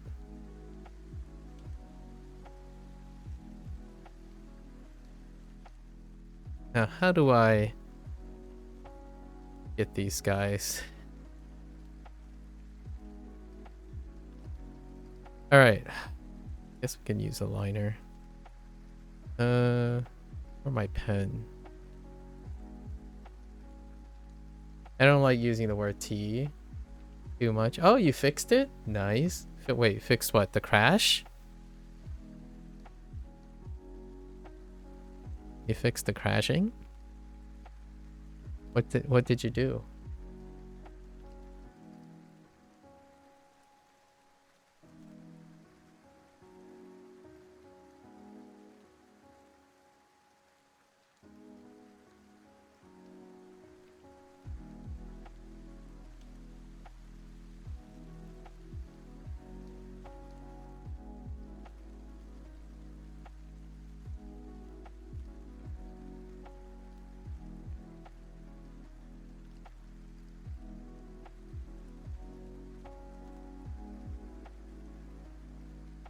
I think over the years, the T word, the talent word, has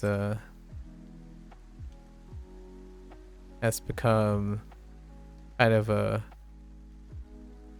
more or less like an excuse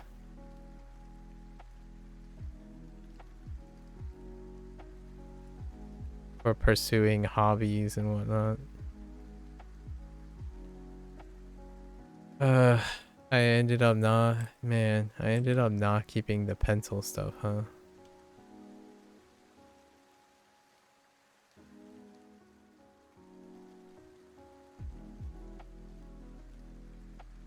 I don't think the pencil is sharp enough for my taste lately.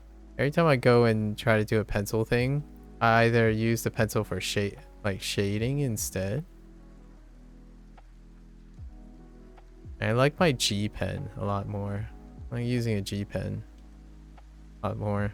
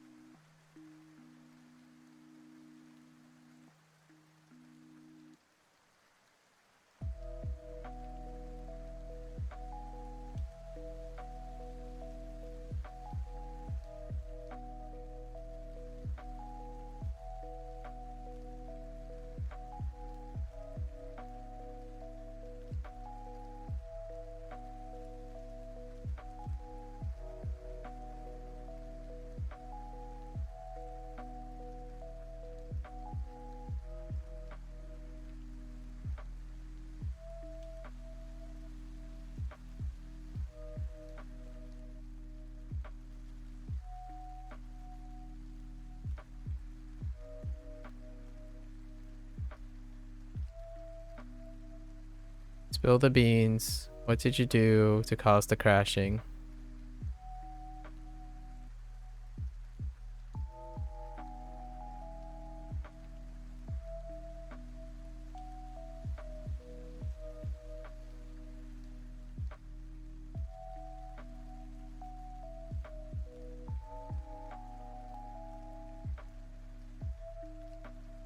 The problem was that every time it hit a block, the angle in which it should bounce back was set to 360 minus degrees. So if it hits at 45, it should bounce back at 315, but this became a problem when it hits a block while going backward. Okay, go on. I feel like there's more to that.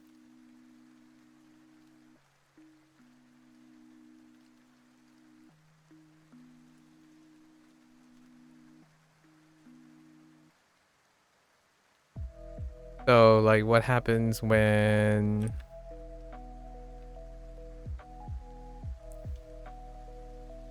What happens when it interacts with,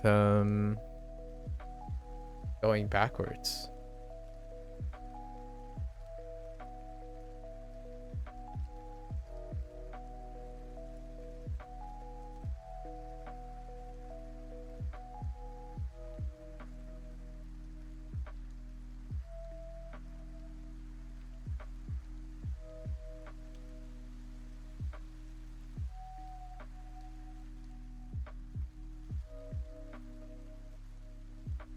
I'm really terrible at doing like white.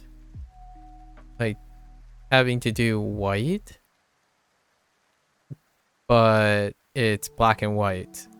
And like you need to produce some volume. And I'm like, I don't know what to do about that.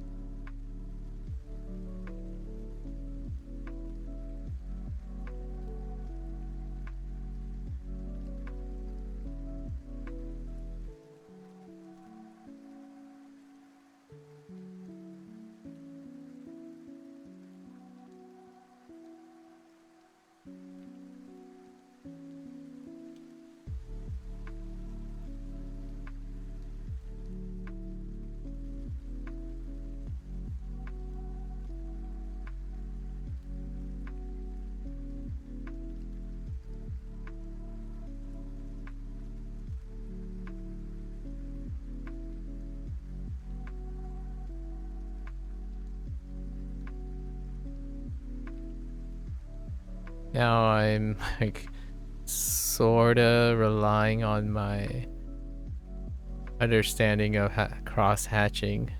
My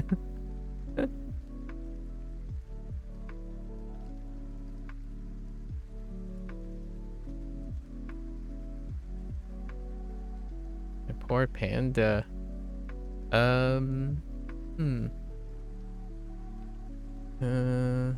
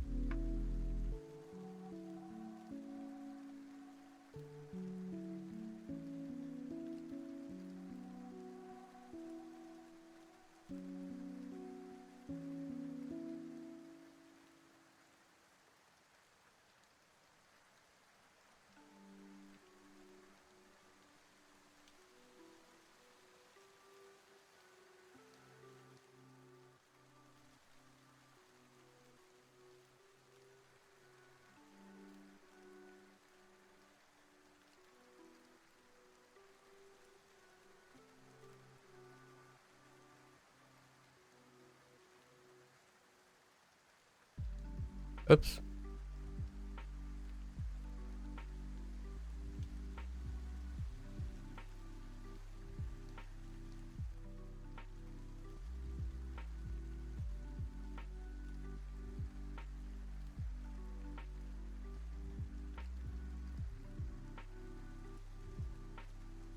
What do I do with the white? Hard to explain without showing the whole problem in the code. Just removing the 360 minus degrees works. Interesting. 360 minus degrees worked. There was no need to define 45. Define a different meaning for 45 and 135 degrees depending on whether or not it's going forward or backwards. I can picture that. I was actually kind of leaning in on the idea that it had something to do with a negative value, like a negative value interacting with another negative value. But I see it had very little to do with that.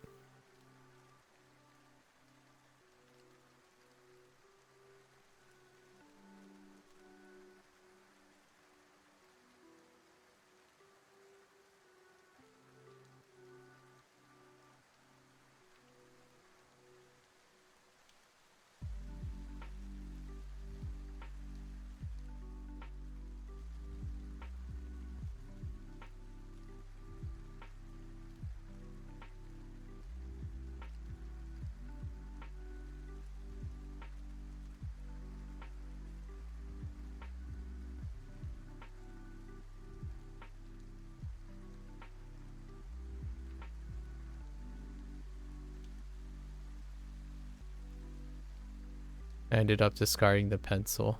Everything about the pencil, I ended up discarding.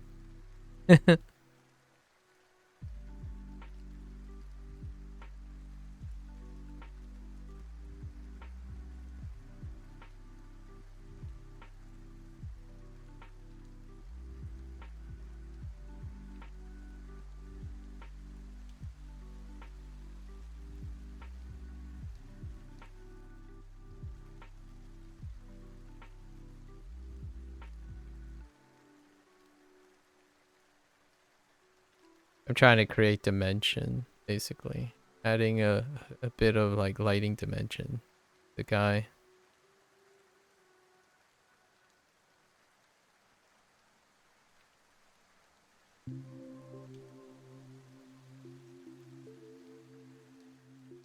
But with trying to maintain the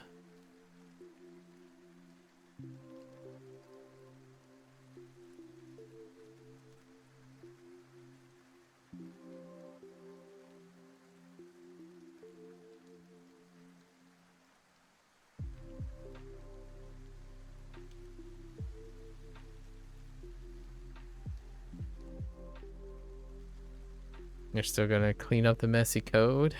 Understandable. Understandable.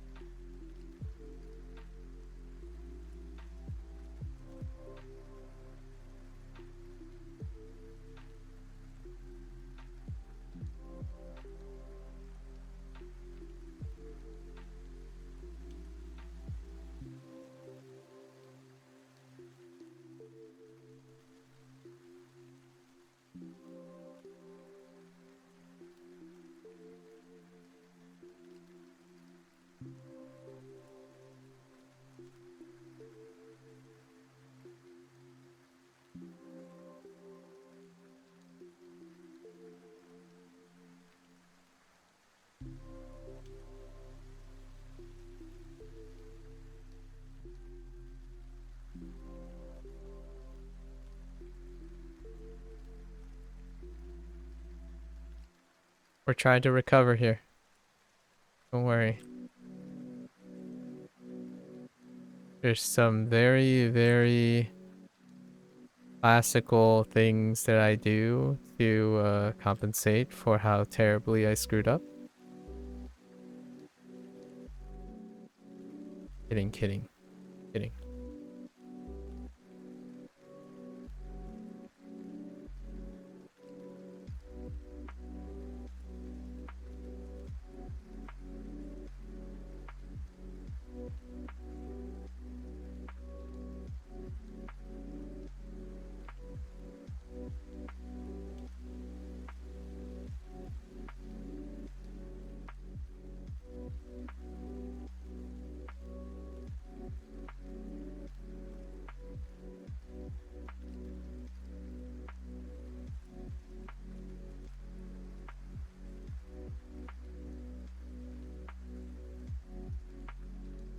Okay. I think this is good enough. Actually, no, it doesn't. Oh no. Oh no. That's not good.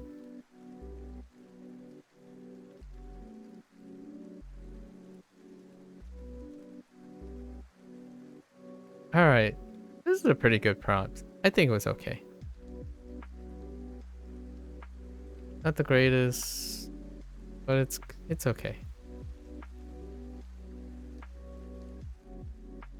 I need a lot more work on my volume.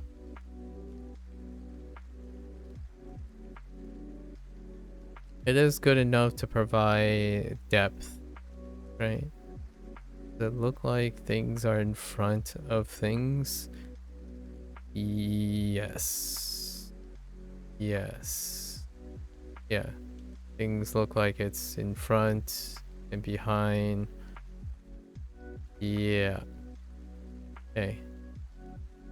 Oh. You know what? Huh. I kind of need to... There's also...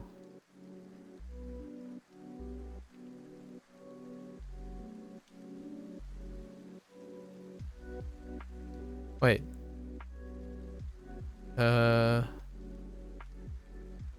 Okay, hold up. Okay.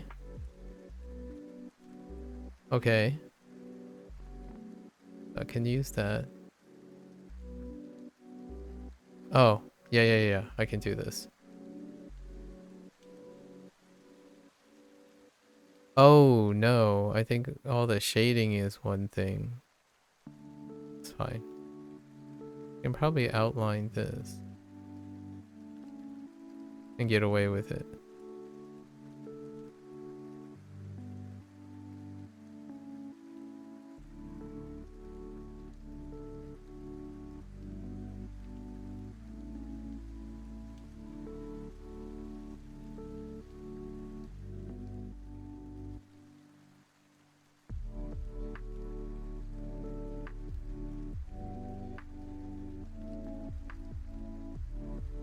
Oh, whoops. Is it here? Yes.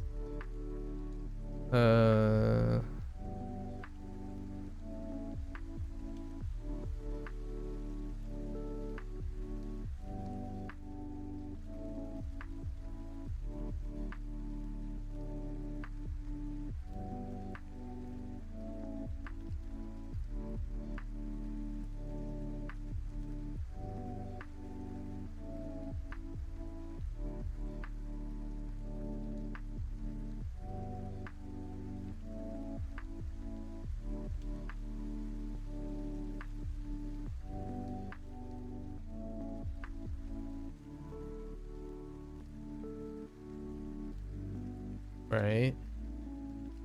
And then, oh.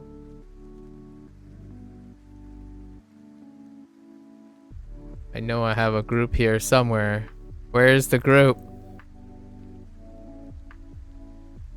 Where are you, group? Okay, that's one. Oh, no. Wait.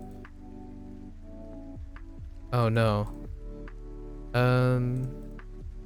Wait.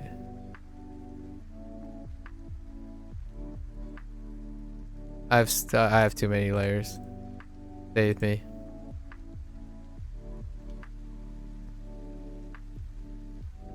Okay, hold up. Hold up. I have another thing I can do. I forgot about separating the distance.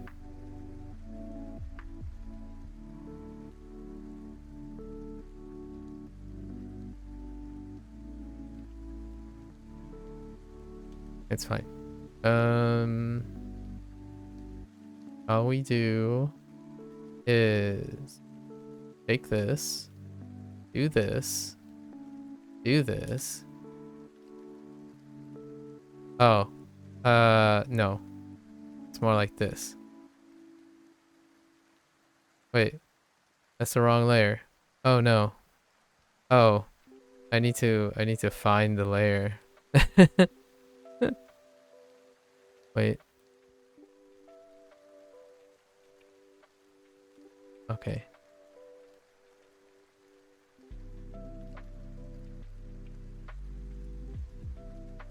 Okay. And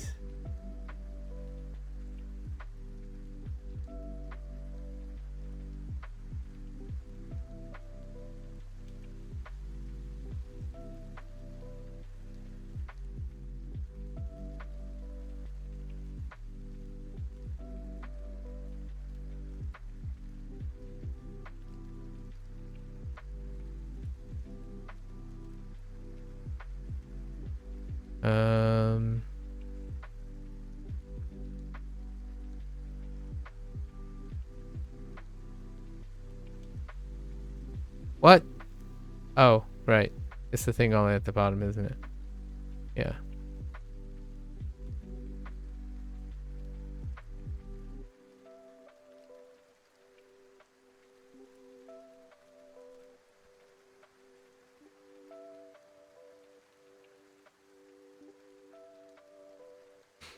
Hmm.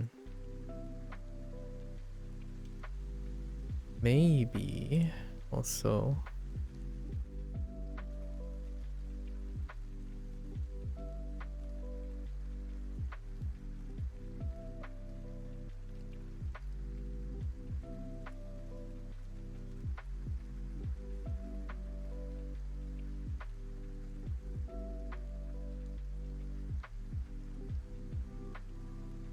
it's okay. It's fine. We're good.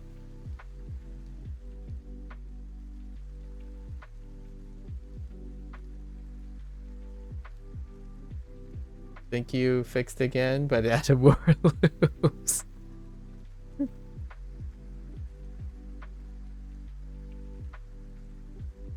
Hold up. You can see how choppy it is, but it kind of works. Okay, okay, let me take a look at this.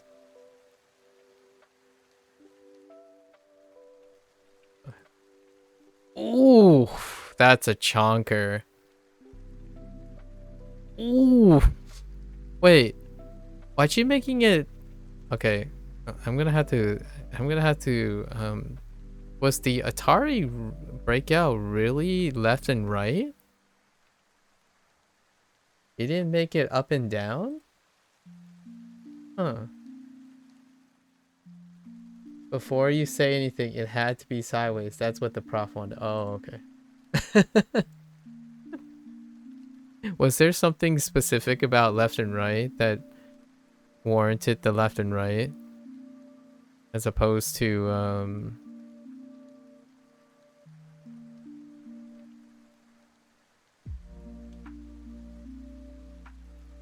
why are you... I need more form here. Okay.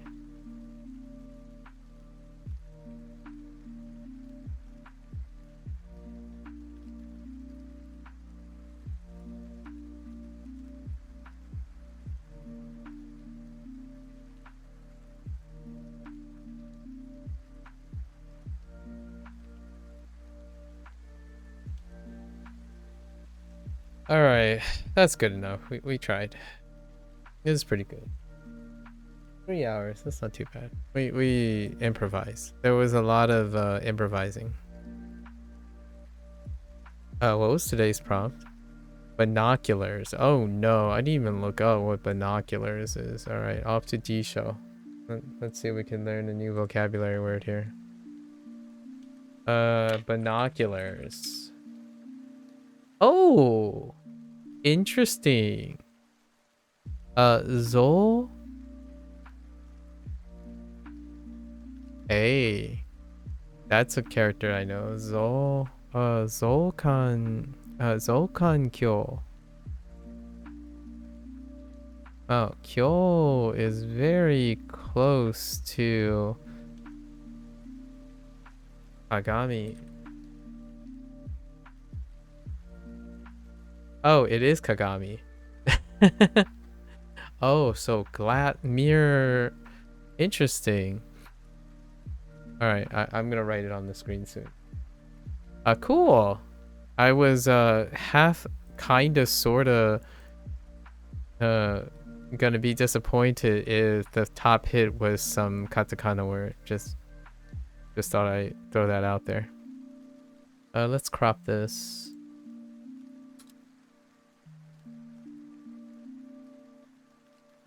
Looks pretty good, if I do say so myself. It looks okay. In case people didn't know what I was trying to draw, that's not a raccoon.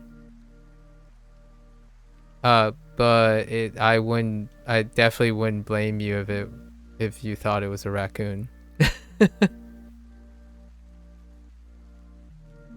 It looks so I kind of cheated. Yeah.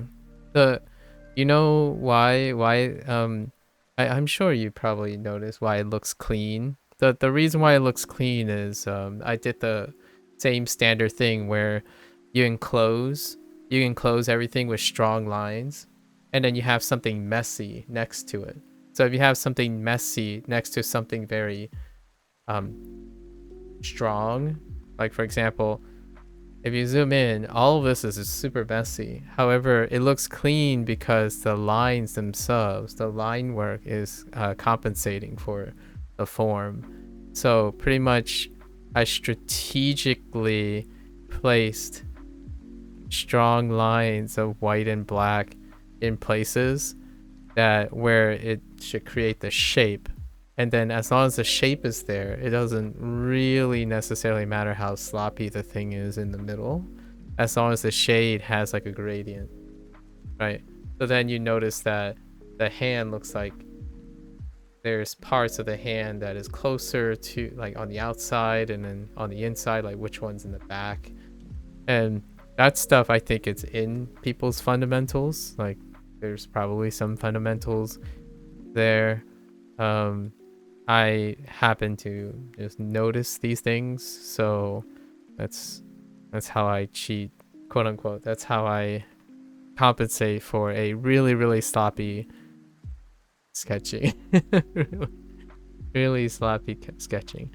Anyways, by the way, this is supposed to be a tanuki, but they look like raccoons when you're like not drawing the full thing and maybe like colors and patterns. But I was trying, a tanuki looks a lot, if it's black and white, it's the toughest part is to make a tanuki.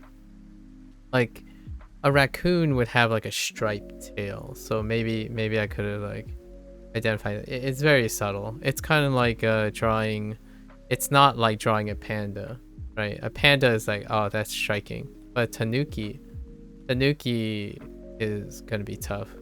I mean, they're called raccoon dogs as an alternative name for a reason, right? So I wasn't trying to draw a raccoon. Although raccoons don't hang out bamboo forests. So I at least added the bamboo just... I don't think I've ever seen a raccoon in a bamboo forest. Like not even someone's quote unquote like a pet oriented or business oriented pet place. I don't think raccoons habitually is in the context of a bamboo forest, so that's perfectly fine. That was my like extra. We went like extra 9 yards for that. So that's the Japanese and Chinese thing again. Because I couldn't think of anything else. Like what else would you use binoculars for? Obviously, based on the bamboo forest should be like still appearing on top, but I used a clean line of separation so it looks cleaner, where you like have certain things framed. So everything in this prompt is framed. That's what makes it, in my opinion, that's what makes it look clean. Everything is framed. Like there's sharp edges everywhere to close off any of the spots, so that like the mountain is completely separated, even though if you think about it, there should be like leaves or something popping out here or something like that. So it's more like an abstract design than anything. Yeah. Anyways, some thoughts, some things. Now let me try to write this character on here. When did I start drawing? I mean, okay. So technically I started a long time ago, if you know what I mean. Like I started back in high school. We had to draw at some point. However, if we're talking about this type of drawing, right? This type of drawing, it's been... Technically I started 3 years ago. However, I only exclusively draw during this time of day. Like 99% of my drawing is in a 3-month period, or 4 months, sorry. This is the, well, this is going to be the 4th year. So the earliest time I've ever drawn was 2021. So 2021, Inktober. 2021 Inktober was the first time I drawn like 99% of the time. So 99% of the time, it was 2001 to now, 2024 Inktober. Those are, it encompasses almost 99% of my drawing time. Other than that, occasionally, okay, I'm gonna say maybe I got a little bit more. I try to create more things during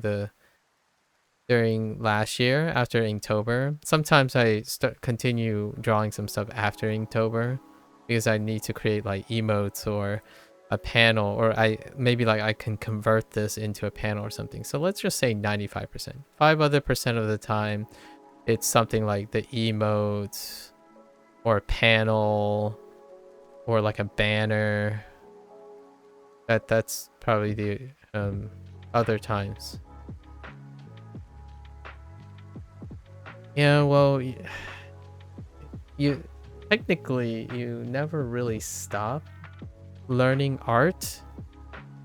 You know what I mean? Like if you watch anime and stuff and you don't passively watch anime and like be incredibly critical and close and watch visual effects and stuff, you're technically taking input all the time with your eyes. So being observant is kind of a quote unquote, I suppose, a talent, right? Being able to translate that. You were big into drawing when you were 13 to 15, haven't really done much since. Yeah, so technically I was really big into drawing when there was art class. And art class started when I moved to a decent school district, and that was when I was 13. So technically I started drawing when I was 13, abandoned it after I left high school, and then the rest is history. And here's the thing, I didn't abandon I abandoned drawing, but I didn't abandon art, because in high school I also took film class, cinematography, like photography, and then when I went to college I took music theory, so the musical arts. So in some way I have often been part of art. And you might be thinking, well, music has nothing to do with drawing. Oh, but on what was that? Au contraire, right? Au contraire. Music elicits images to me. So whenever I like listen to music, I think of things I want to draw or paint. So whenever I'm like listening to classical music or like, you know, music theory or history class, it elicits imagery, right? Or reading also. I took in college I did literature and music. Literature and music were the two arts. I wanted to be a director, by the way. So like at some point I either wanted to write a book or direct a movie or make a video game, like as a director. So my background is that I did study science and I pursued science a lot. However, my hobbies have always been integrating the science, the arts. The thing is, you know, you're Asian. If you're an Asian family, arts is kind of more like you can do it as long as it doesn't affect your job security, your career security. It's not a prestigious thing. However, like I feel, in my opinion, there's a difference between a director, like in a conductor, like a leadership position, versus a specialist, right? A director needs to know enough foundational things across their lives to understand the things the people they're working with. So to me, much like language learning, I want to learn Japanese and Chinese enough to be able to use it and appreciate it enough, not a mastery of it. Personally, I think that goes against being multilingual. As in, if you're constantly trying to specialize in a language, you're legitimately being less and less multilingual, right? In my opinion, the idea is you spread the love, and yeah, you're gonna have to compromise. So most of the levels kind of even out, and that's why I think about drawing too. What am I drawing on here? It's music literature, like what I can, when I'm drawing this, I know what kind of music I want to the background of this image. I know what animation I want. Like specifically, you might be thinking, oh, you just want to animate the things. No, no, no, no. There are very specific things that will stay still, and there are very specific things that I want to animate.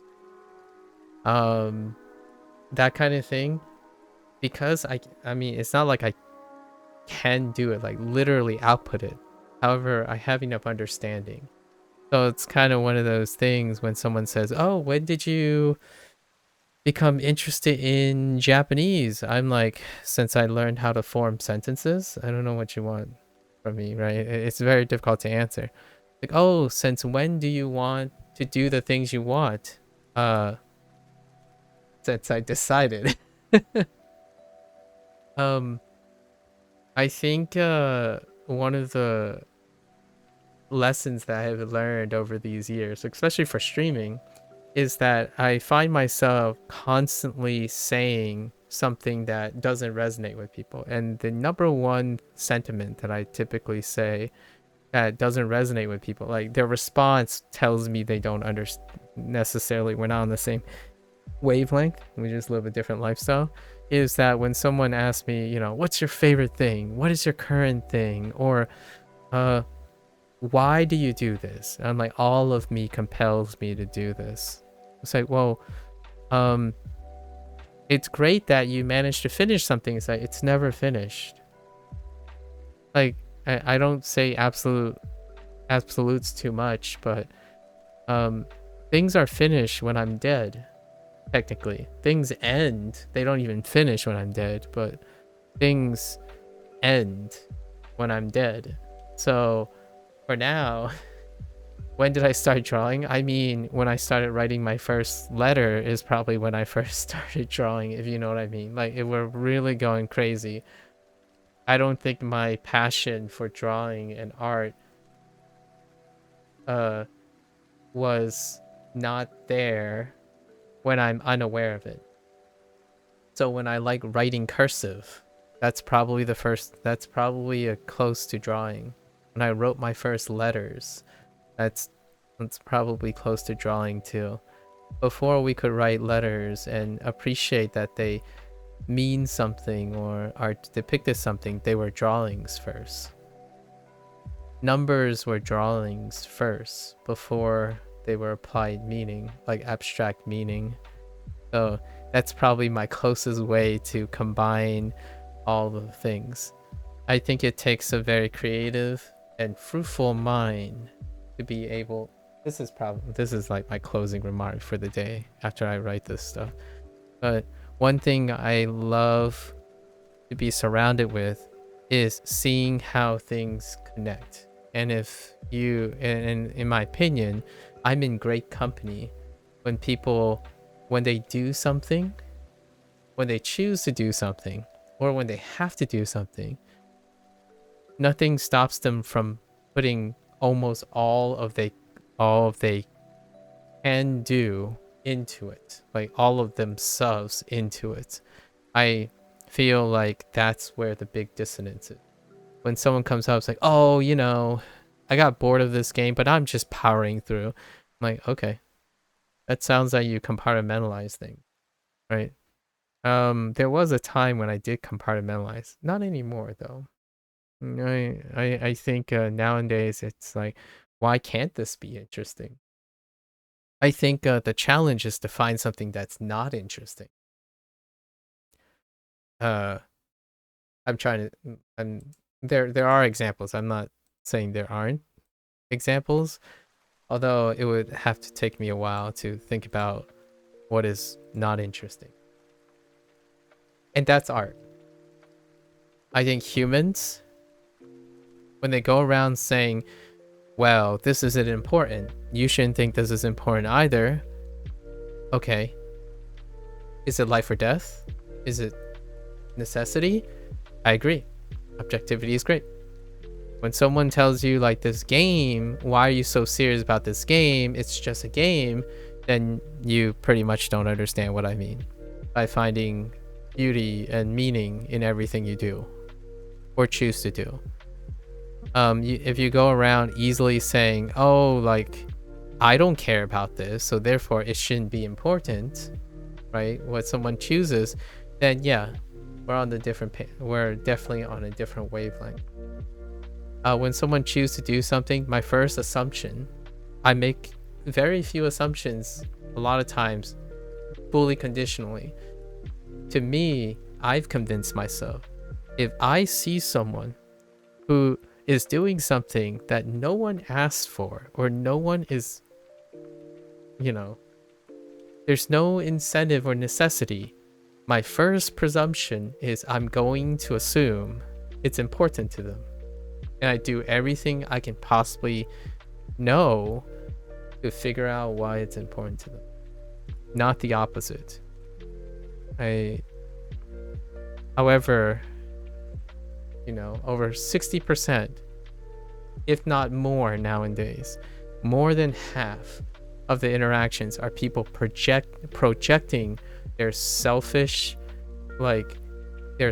value system onto someone else, and then begin to wonder when they meet someone that they admire, or when they meet someone that they want to ask a question and look up to them, and they ask, why do you do this? Like, how'd you get so good? Or how do you keep on going? And those would be the same people that don't understand. It's like, well, that's because what I do is important, and no one else could convince me otherwise.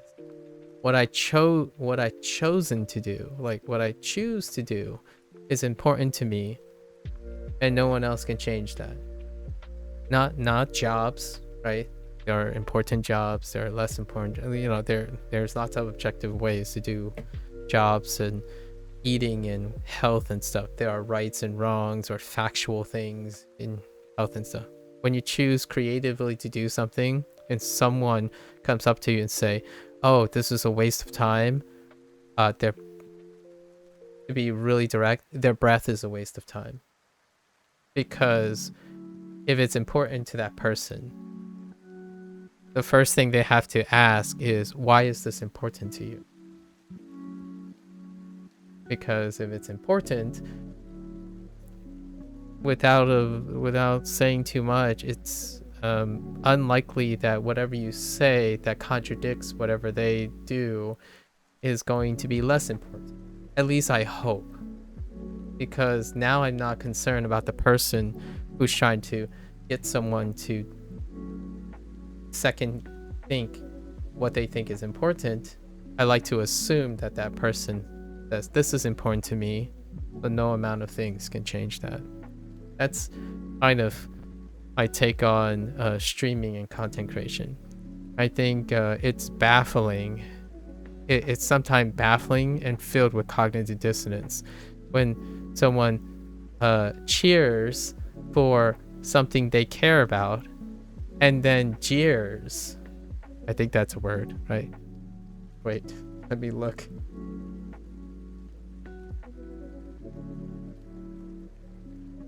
Yes, jeer. Jeer is actually, yeah, that's the word. Make rude and mocking remarks, typically in a loud voice. Jeers at other creative people who choose to do something else. Right. It's okay, in my opinion, it's reasonably acceptable to project indifference, as in, oh, this isn't interesting to me. Can you explain to me why it's important to you? Right? As opposed to, this isn't important to me. No one cares about this. Like, well, you're not everyone, first of all. And why are you even here? Right? We're not talking about like health advice or something like that, like a channel dealing with health advice or culture or something. Just passionate things. So if you're gonna draw a bunch of circles, I want to know why it's important. And I will most definitely try my best to think of something that applies to. If you show me like one of my friends, we hang out and talk a little bit less these days. Like they would, I don't know, draw like something like this, right? And then they would draw these things.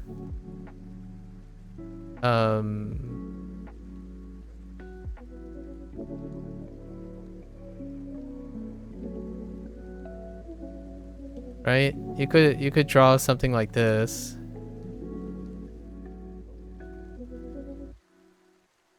Anything, really. It's just improvise. I'm like, what does that look like? That looks like an axolotl.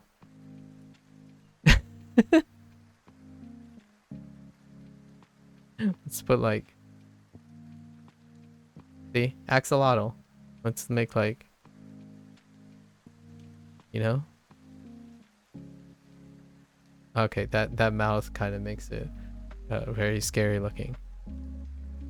If you show me a bunch of circles, I'll tell you what I see in it. Right? Like, what do you see here? You gotta add, embellish, contextualize. Right? Anyways, that was a good way to add a little bit of yap into good question. Good question. I always appreciate the question. Questions, my answers, you know, always come with a story answer. And maybe a slight yap. All right, let's write this stuff.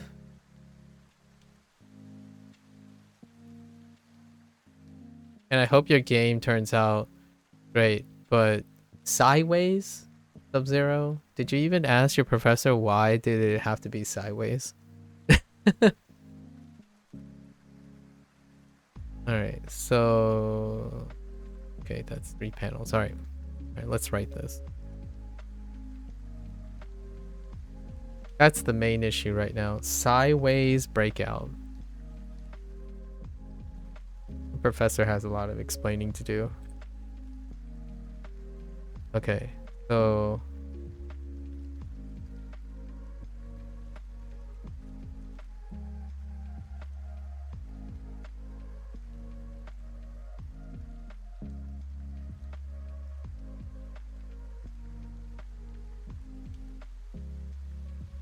we're technically, oh, no, not technically.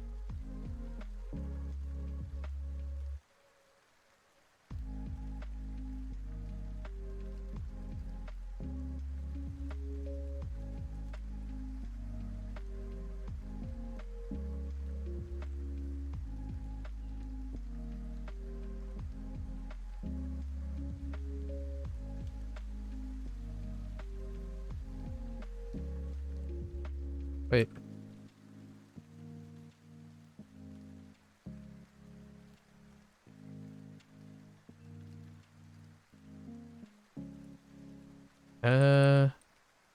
Maybe a little further down.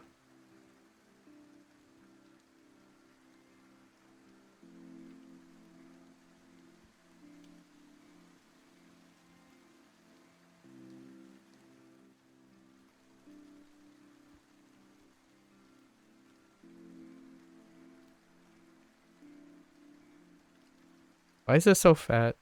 Stop. I'm not like lifting fast enough. I'm pressing too hard in the middle. What the heck? Weird.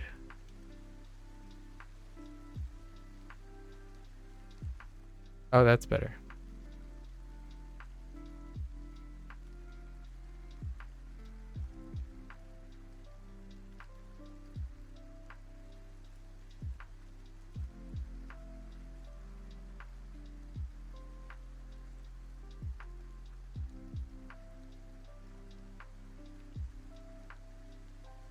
I hope I didn't miss a stroke.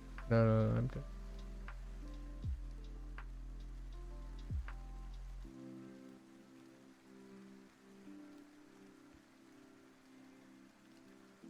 Maybe like a little further in. Maybe like here.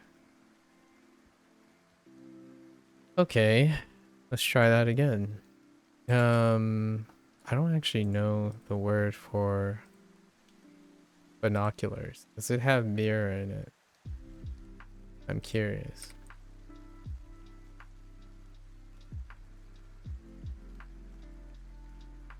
Holy. Oh, it does have mirror in it though. But it's so long. Oh. Oh, I see it. Shuang. Okay. Shuang Tong. Shuang Tong. Wang Ye. Wang Yan Jing. Wang Yan Jing. It's so long. Oh no. But it does have all the characters though. Interesting. Very interesting. What's today's theme? Today's theme is binoculars. And then we're at the end of today's theme. Funny enough, the Chinese and the Japanese are this time the Chinese have more characters. Interesting. So it is Shuang. Yeah, it is Shuang. Okay. Where me brush? Okay, me brush. Okay. Shuang. Oh.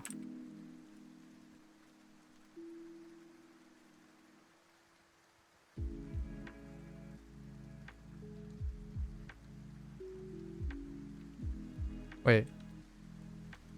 Now that I think about it, probably one stroke.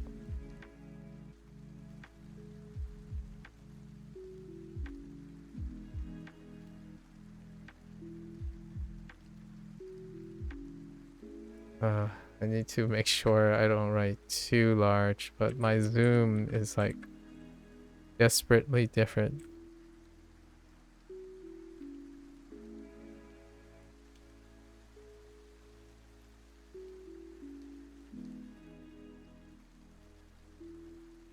So, wa, ito, omoshiroi desu ne.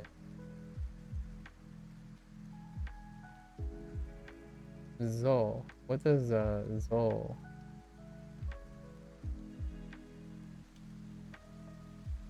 In this context.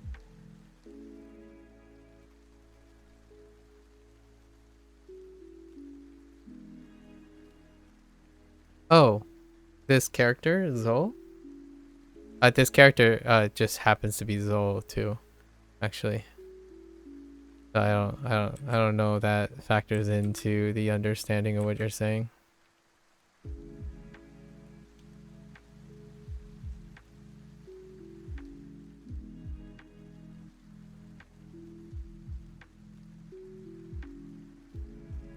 Oh boy.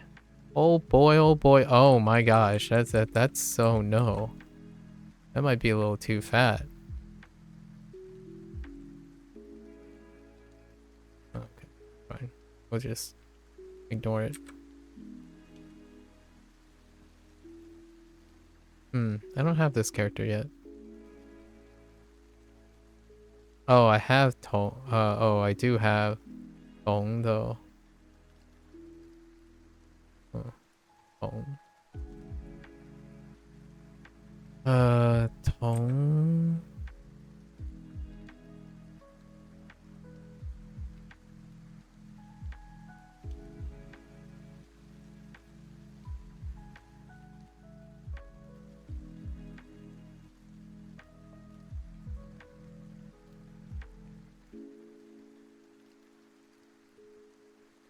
Tong. One. Oh, that one. Interesting.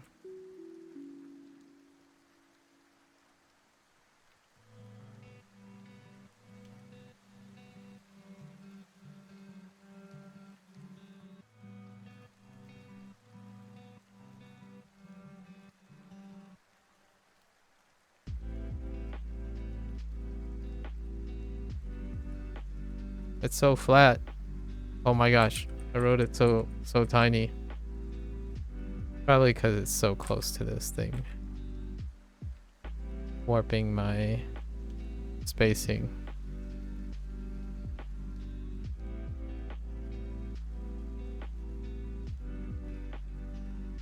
I have a drawing tablet. I was saying that it's certainly interesting, okay, isn't it? In reference to what you said about the Chinese word being longer. Oh. Yeah, what does the zo mean? Oh, that? Interesting. That is, okay. I haven't used that in that way. Interesting, zo. I know the rest, and most of the time when it comes to that is sorewa. Oh, it's so. Oh, sorry. Oh, sorry. So, but it's still, that doesn't change anything. Sorewa is what I would have thought when you say sorewa kito omoshiroi desu. As in, so desu ka? Yeah, but there's no comma. Or like, so wa pause, I suppose. I mean, it's that like that still doesn't explain my I'm gonna sound like a broken record, but again, sorewa as opposed to so. But yes, I get it now. That is certainly interesting. It's more like when I hear sowa, I think of like, oh really? That is certainly interesting.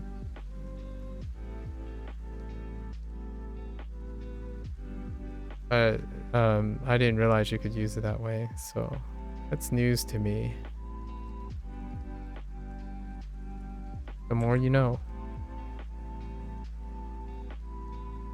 Right, so they are related words, so that no, I know, yes, I know the soado, like kosoado relations.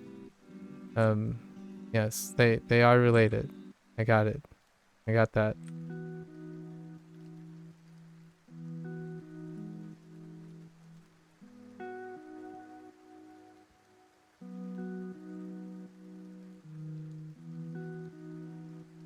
Like it's very hard to not know kosoado after after a few hundred days of Japanese. In that context, that's interesting that you used it that way.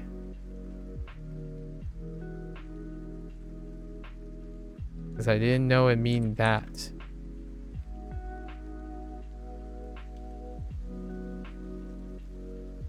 Or it could mean that. I use soul a lot too. Not in that way though.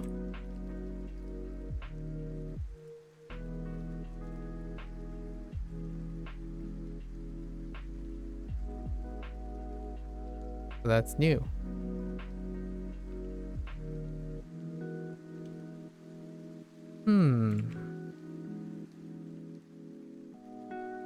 Is it relatively the same size? I was kind of filling out the size.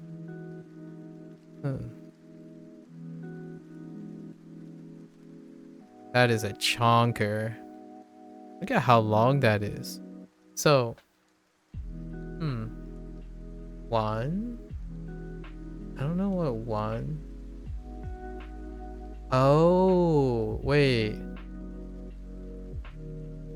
Could it mean like a concave glass?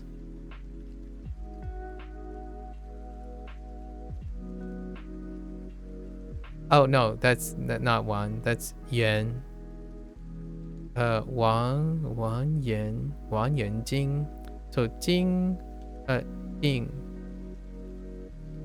is definitely still glass, or some form of glass. I don't know about yen. What's it called, yen?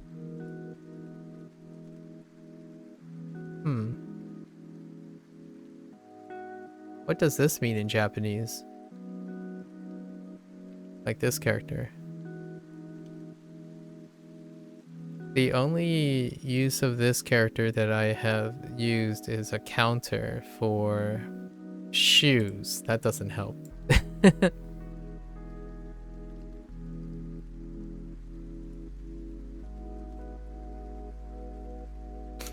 This is Binoculars, by the way. What is it? Zol. Lots of readings. Soul. Soulkan Kyo. Soulgan Kyo. Soulgan Kyo. For binoculars. I see Kagami. Gan.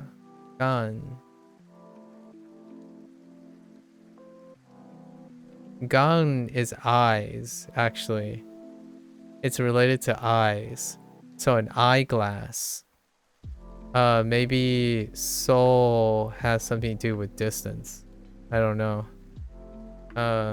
Gan here is dealing with eyes or seeing. So like an eyeglass. Funny. Oh, a pair. Oh, pair eyeglass. Oh, wow. That makes sense. Oh, wait, that's what this means too. Shuang is pairs for shoes. Pairs of shoes or set, yeah.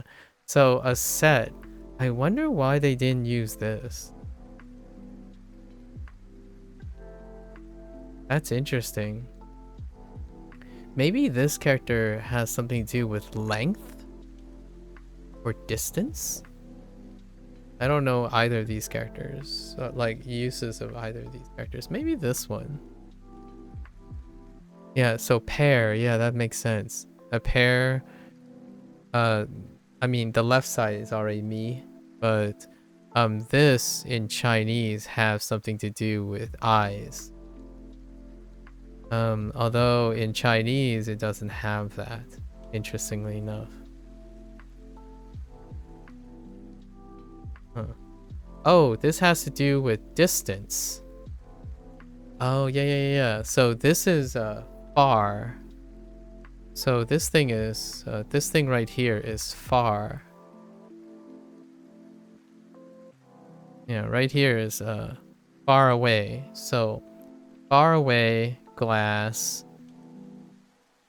Maybe, no, neither of these I know has anything to do with seeing.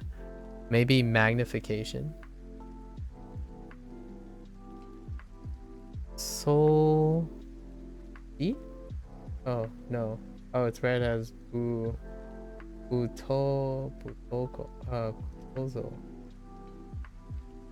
Interesting. I mean, Butoko. Wait, go.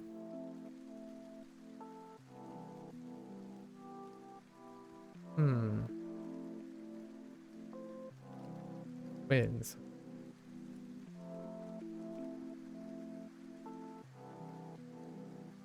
Oh, Futoko. Futago?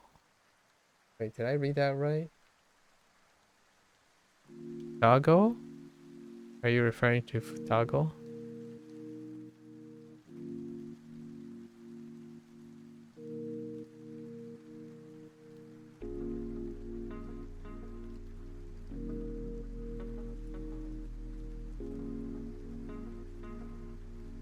Oh, well, I didn't read it. I don't actually, yeah, I didn't read it. I was looking at Jisho. I don't know this character yet. Interesting. Oh, that's what we have here. Better get to my Japanese lesson. Yeah. Kago, huh? Kago. Interesting. Yeah, what is it? Yinjing? Yinjing, the first character of Yinjing is this character right here. This character right here, Yinjing.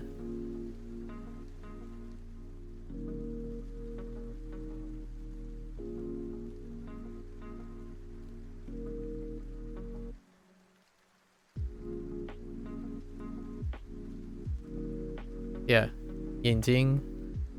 So this has to do with eyes, but it's interesting that it's over here in the Japanese one, but nowhere to be found in the Chinese one. Although the Japanese one has nothing to do with distance, but the Chinese one has something to do with distance. That's funny. That's all I can make out. We'll revisit these in the future. And then see if there's anything else interesting I can pick up. But right now, too limited. I'm too limited in my vocabulary, my characters. It's neat though. And it's binoculars, and we added our Japanese and Chinese references. So we're good to go. Where's my white brush? I like this white brush. Let's continue to use this white brush.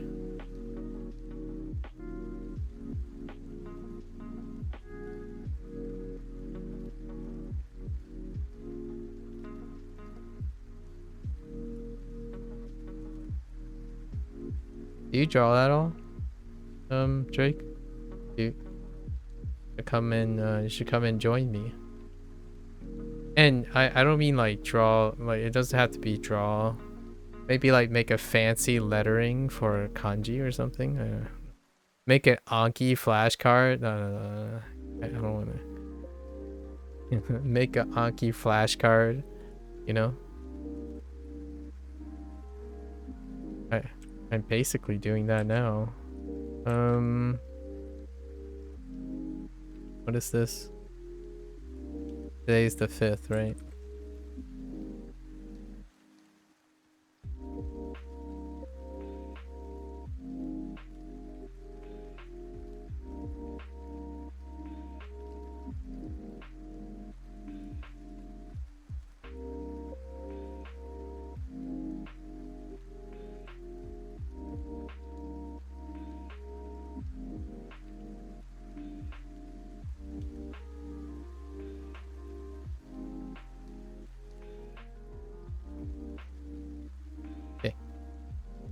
If I were to draw, it would be simple stick figures, as probably a 5-year-old could do. Better at drawing? Nah, nonsense. You can turn that stick figure into something else. Honestly, that's how my prompts start, you know? You can get fancier as you go. They start with stick figures, you know? Like stick figures, you know, the body could turn into, like, you can put a square, like your neck is like a square. Just imagine a square, and then you have like a rhomboid. You draw circles for shoulders, right? Draw circles for shoulders. Then you draw another rectangle for the upper arm. I know you can do this. And then you draw like another circle for an elbow.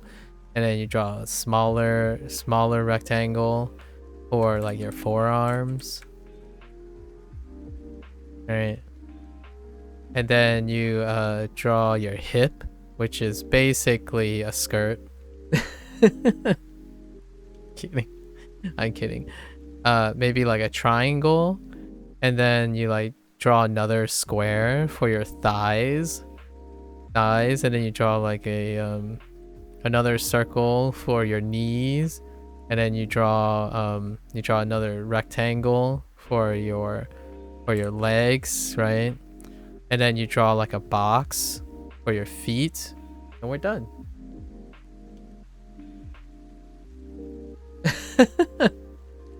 Oh, and don't forget like the box for the hands. And then this is perfectly serviceable. Don't forget, like, you can just draw circles for the eyes.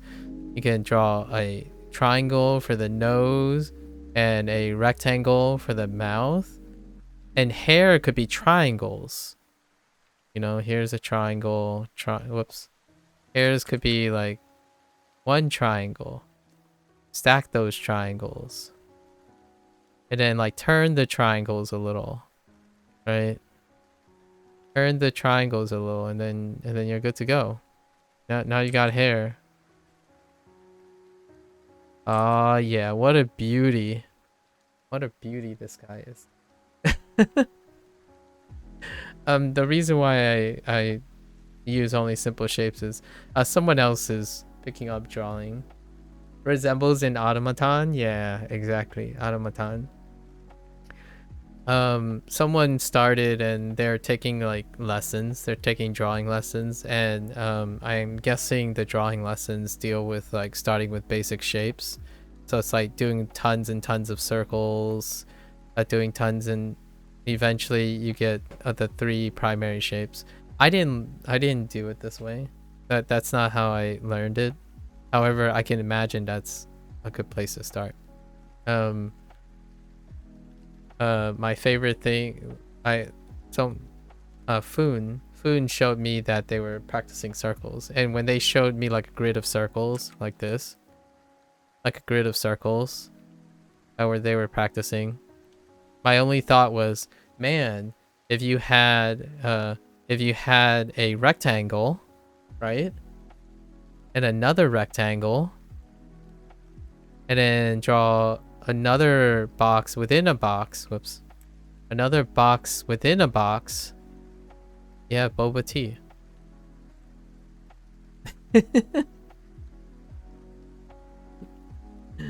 You know?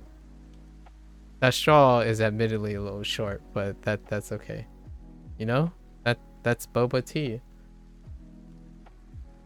At least that's exactly what I thought about when they showed me the grid of circles. Go start there drawing circles, squares.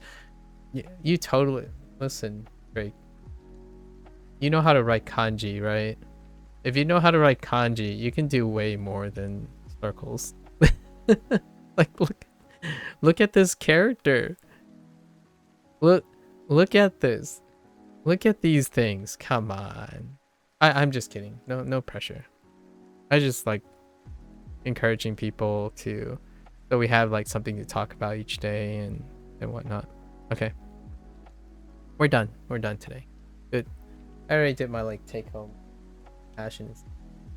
You have such trouble writing kanji. You have no idea. Like when I try, I have no idea how to get the spacing right. I agree. I totally agree. I totally understand what you're talking about. Yeah, I totally understand.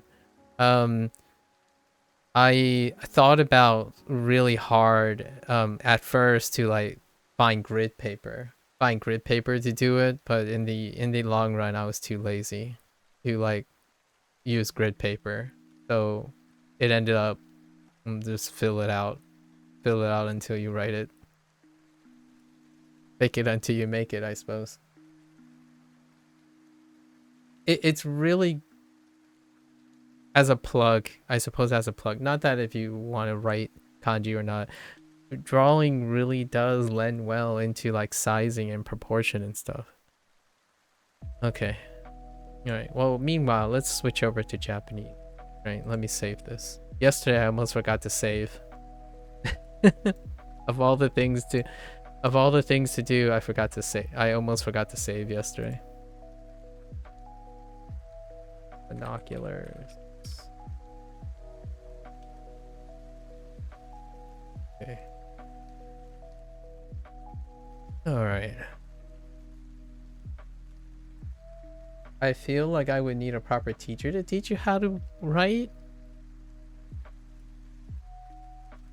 How often do you write in general?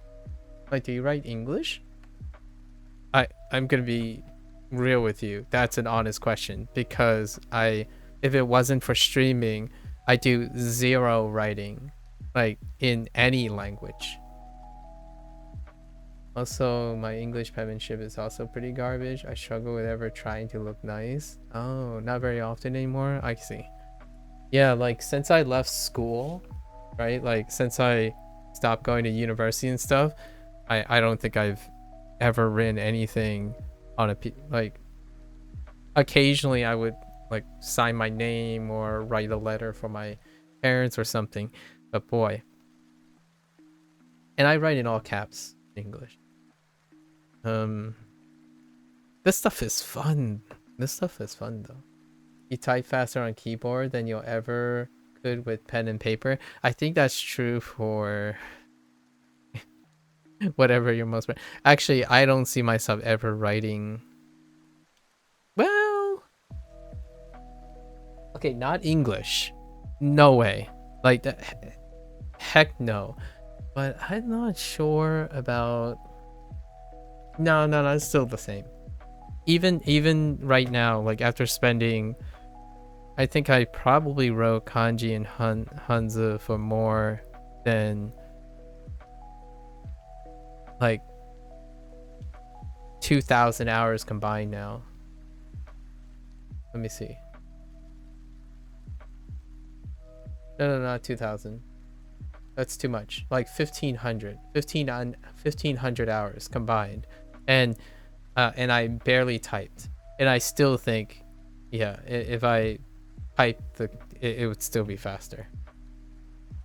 Probably the only thing that I say that would slow me down is that sometimes I write the character without thinking about it. So like when I say a word, my hand would write the character.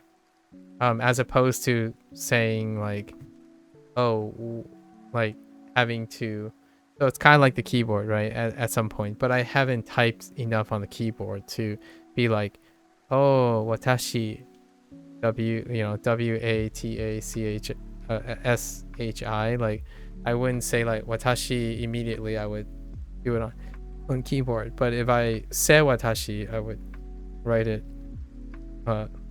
My pen would start moving as I'm going. But yeah, totally understandable.